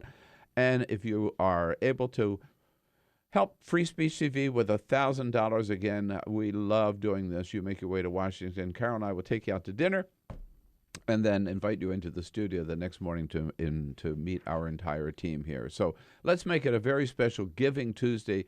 Go over the top this Giving Tuesday for Free Speech TV, as well as all the rest of your favorite causes and favorite charities. The way to do so, of course, is just give us a call at 877-378-8669, 877-378-8669, or you can go online and make it a Cyber Giving Tuesday at freespeech.org, freespeech.org. Giving Tuesday. Remember, this is the day to do it. This is the day to help Free Speech TV. Let's make it a great Giving Tuesday, and we thank you.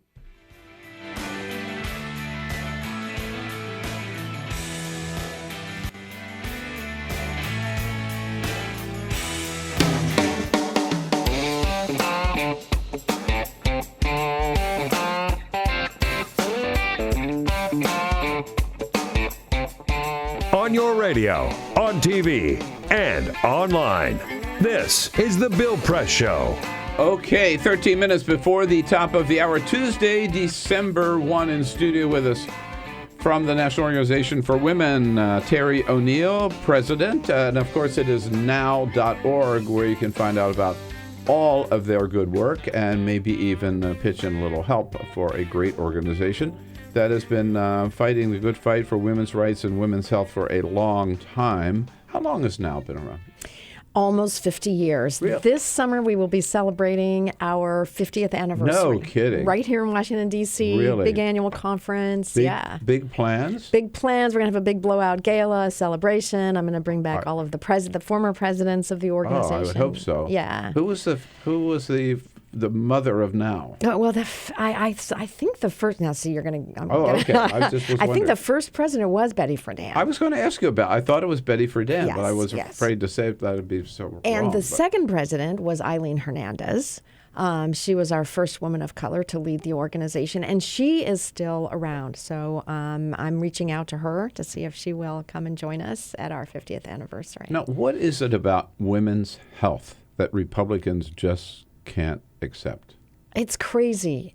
Bill, it's really it's crazy. Like they seriously, we talk about the war on women, and they say, no, that's not fair. That's not fair. We love women. But I mean, women's health, it's been so you could huge say, issue well, for them and maybe focus for it's them. right. It's and you know that it's religious beliefs that they're opposed to abortion. Well, guess what? The very same religious beliefs that are opposed to abortion are also opposed to vasectomy, but only women's reproductive health care is singled out for criminalization, for stigma, for shame, for violence.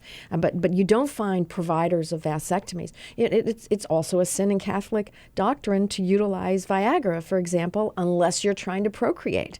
That is a sin, and yet you don't see efforts to impose special restrictions and shutting down the offices of physicians that provide Viagra. So it's not religious. I mean, it is religious, obviously, but it's not religion specifically about the reproductive health care per se. It's only about women's health care that they just keep going after. I find it a total mystery. And part of it, I guess, maybe is this male-dominated culture that's been around for a long time, and a lot of people, particularly elders of the Catholic Church, are having a hard time letting go of, right? Yes, and really recognizing women's leadership and women's responsibility and right to actually be in decision-making positions. You know, many religions are losing millennials in this country for sure. The millennials are far less likely to say that that they're willing to engage with organized religion, and a lot of the reason for that is the hyper-politicization of religious belief, the utilization of religious beliefs to then go in and try to control a legislature, to pass laws, to force other people to follow your own religious beliefs. And millennials don't like that. In fact, women voters really don't like that. And particularly when you figure the target of Planned Parenthood. I mean, this is a clinic which is providing basic health services to women, period. Absolutely. And here's the thing, you know, Republican women, I mean, if there were a comparable thing for just men, I'm saying, I guess, they wouldn't be. And right, if whatever men were going in for, right, if they were going for erectile dysfunction or it doesn't matter, whatever, Anything the man wants goes. Right? Goes, and we think, my organization thinks that that's the way it should be. We just think it should be that way for women as well. Yeah, exactly. Because the services for Planned Parenthood, I mean, it's important that people understand. Oh, they do. Look, it's Planned Parenthood provides services. Last year, I believe it was 2.7 million women and men, but the vast majority of them women. These are women who may be low income. They don't have health insurance. Planned Parenthood is there for them. It's also younger women from middle-class households that might have insurance, but they don't really want to have that conversation with mom and dad, and they need birth control. Republican women send their daughters to Planned Parenthood. So do independent women, so do Democratic women. And the reason is that we know that they will receive excellent medical care at a Planned Parenthood clinic. And what we saw happening in Colorado Springs, you alluded to this earlier, I just want to be sure that people understand, this is not an aberration. I mean, there's been a pattern of violence against And in Planned fact, Parenthood clinics. Yes, and since the deceptive videos surfaced, with the collusion of members of Congress pumping and pumping and pumping these false videos as if they weren't false, what we have seen since that time is a surge in violence against women's health clinics around the country, arson and vandalism, and then now a shooting rampage that has left 3 people killed and murdered. The elected officials who are ramping up this rhetoric have to be held accountable because I believe they are responsible for this violence. And you know, you said at the first words, an act of domestic terrorism, which is what it is. And we would only hope that those who are so quick to condemn and to demand a federal response to any act of international terrorism, would have the same passion and the same response to an act of domestic terrorism. Absolutely, Bill. And you know, when we investigate terrorism, we don't just look at the shooter. We look at the web of connections and the relationships, and we go after those relationships and we interrogate them and we find out where the funding came from. I want that kind of a thoroughgoing federal investigation to all of the aspects, including an investigation into the generation of the talking points that created this kind of rage and tendency towards violence. Terry O'Neill, we're so glad you are where you are and so grateful that you came in this morning. Thank you so much. Against the National Organization for Women, you know them, and it's now, N-O-W, now.org. Thanks, Terry. Thank you, Bill. Great to see you. And I'll be back with a quick parting shot. Get social with Bill Press. Like us at facebook.com/Bill Press Show. This is The Bill Press Show. Hey, what do you say, friends? Let's take a little time out here to remind you again about how important it is that we get your help for Free Speech TV. And there is no better day to do it than today, because today, you know, is Giving Tuesday. Yep, this started a few years ago. It's been a huge success nationwide. So there was Black Friday and then Cyber Monday, where you spend for yourself. And then somebody said, hey, after spending all that money for myself, let's have a special day when we all give to others. And that's what today is. It's Giving Tuesday. So what better day to reach out and to help your favorite charity? And how about helping your favorite cable TV network, Free Speech TV, with me and Stephanie and Tom Hartman and Amy Goodman, all the rest of the great hosts here on Free Speech TV. Coming to you live 24/7 every day with all the progressive news and commentary that you love. That's why you stay tuned. So make it a very special Giving Tuesday. Give to Free Speech TV as much as you can, as little as you can. Every single contribution is worth it. Every single pledge that you make helps keep this great partnership between us and all of you going. Remember, our goal again is $1,500 a day. That's 15 of you. If you're able to make a $100 pledge to Free Speech TV, that puts us over the top. And there's a little encouragement for you to be as generous as you can. Remember, if you can help us with just $30 or pledge for $30, we'll send you a Bill Press Show Eco Journal and a pen set. For $60, a Free Speech TV calendar. That's a new item with pictures of all of your favorite Free Speech TV hosts on it. For $120 pledge, that's $10 a month, 4 Bill Press Show pint glasses. How about that? For $240, $20 a month, a special little package for the Women's Bean Project. You get the calendar, You get a little tin of soup and some cornbread and 2 of those Bill Press Show pint glasses. For $360, one of the beautiful hand-woven scarves by my wife, Carol Press. They are each a work of art. You will love it. And if you are able to help Free Speech TV with $1,000, again, we love doing this. You make your way to Washington. Carol and I will take you out to dinner and then invite you into the studio the next morning to meet our entire team here. So let's make it a very special Giving Tuesday. Go over the top this Giving Tuesday for Free Speech TV, as well as all the rest of your favorite causes and favorite charities. The way to do so, of course, is just give us a call at 877-378-8669, 877-378-8669, or you can go online and make it a Cyber Giving Tuesday at freespeech.org, freespeech.org. Giving Tuesday. Remember, this is the day to do it. This is the day to help Free Speech TV. Let's make it a great Giving Tuesday, and we thank you.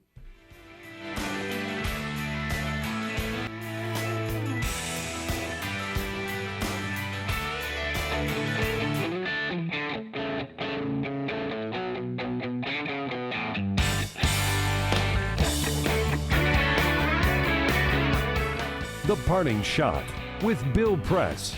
This is the Bill Press Show.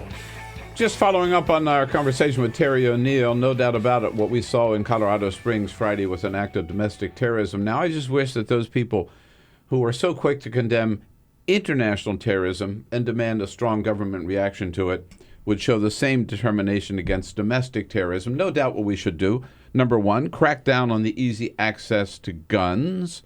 For starters, require a thorough background check on all gun sales and ban the sale of assault weapons. 2, condemn the harsh, hateful rhetoric against Planned Parenthood.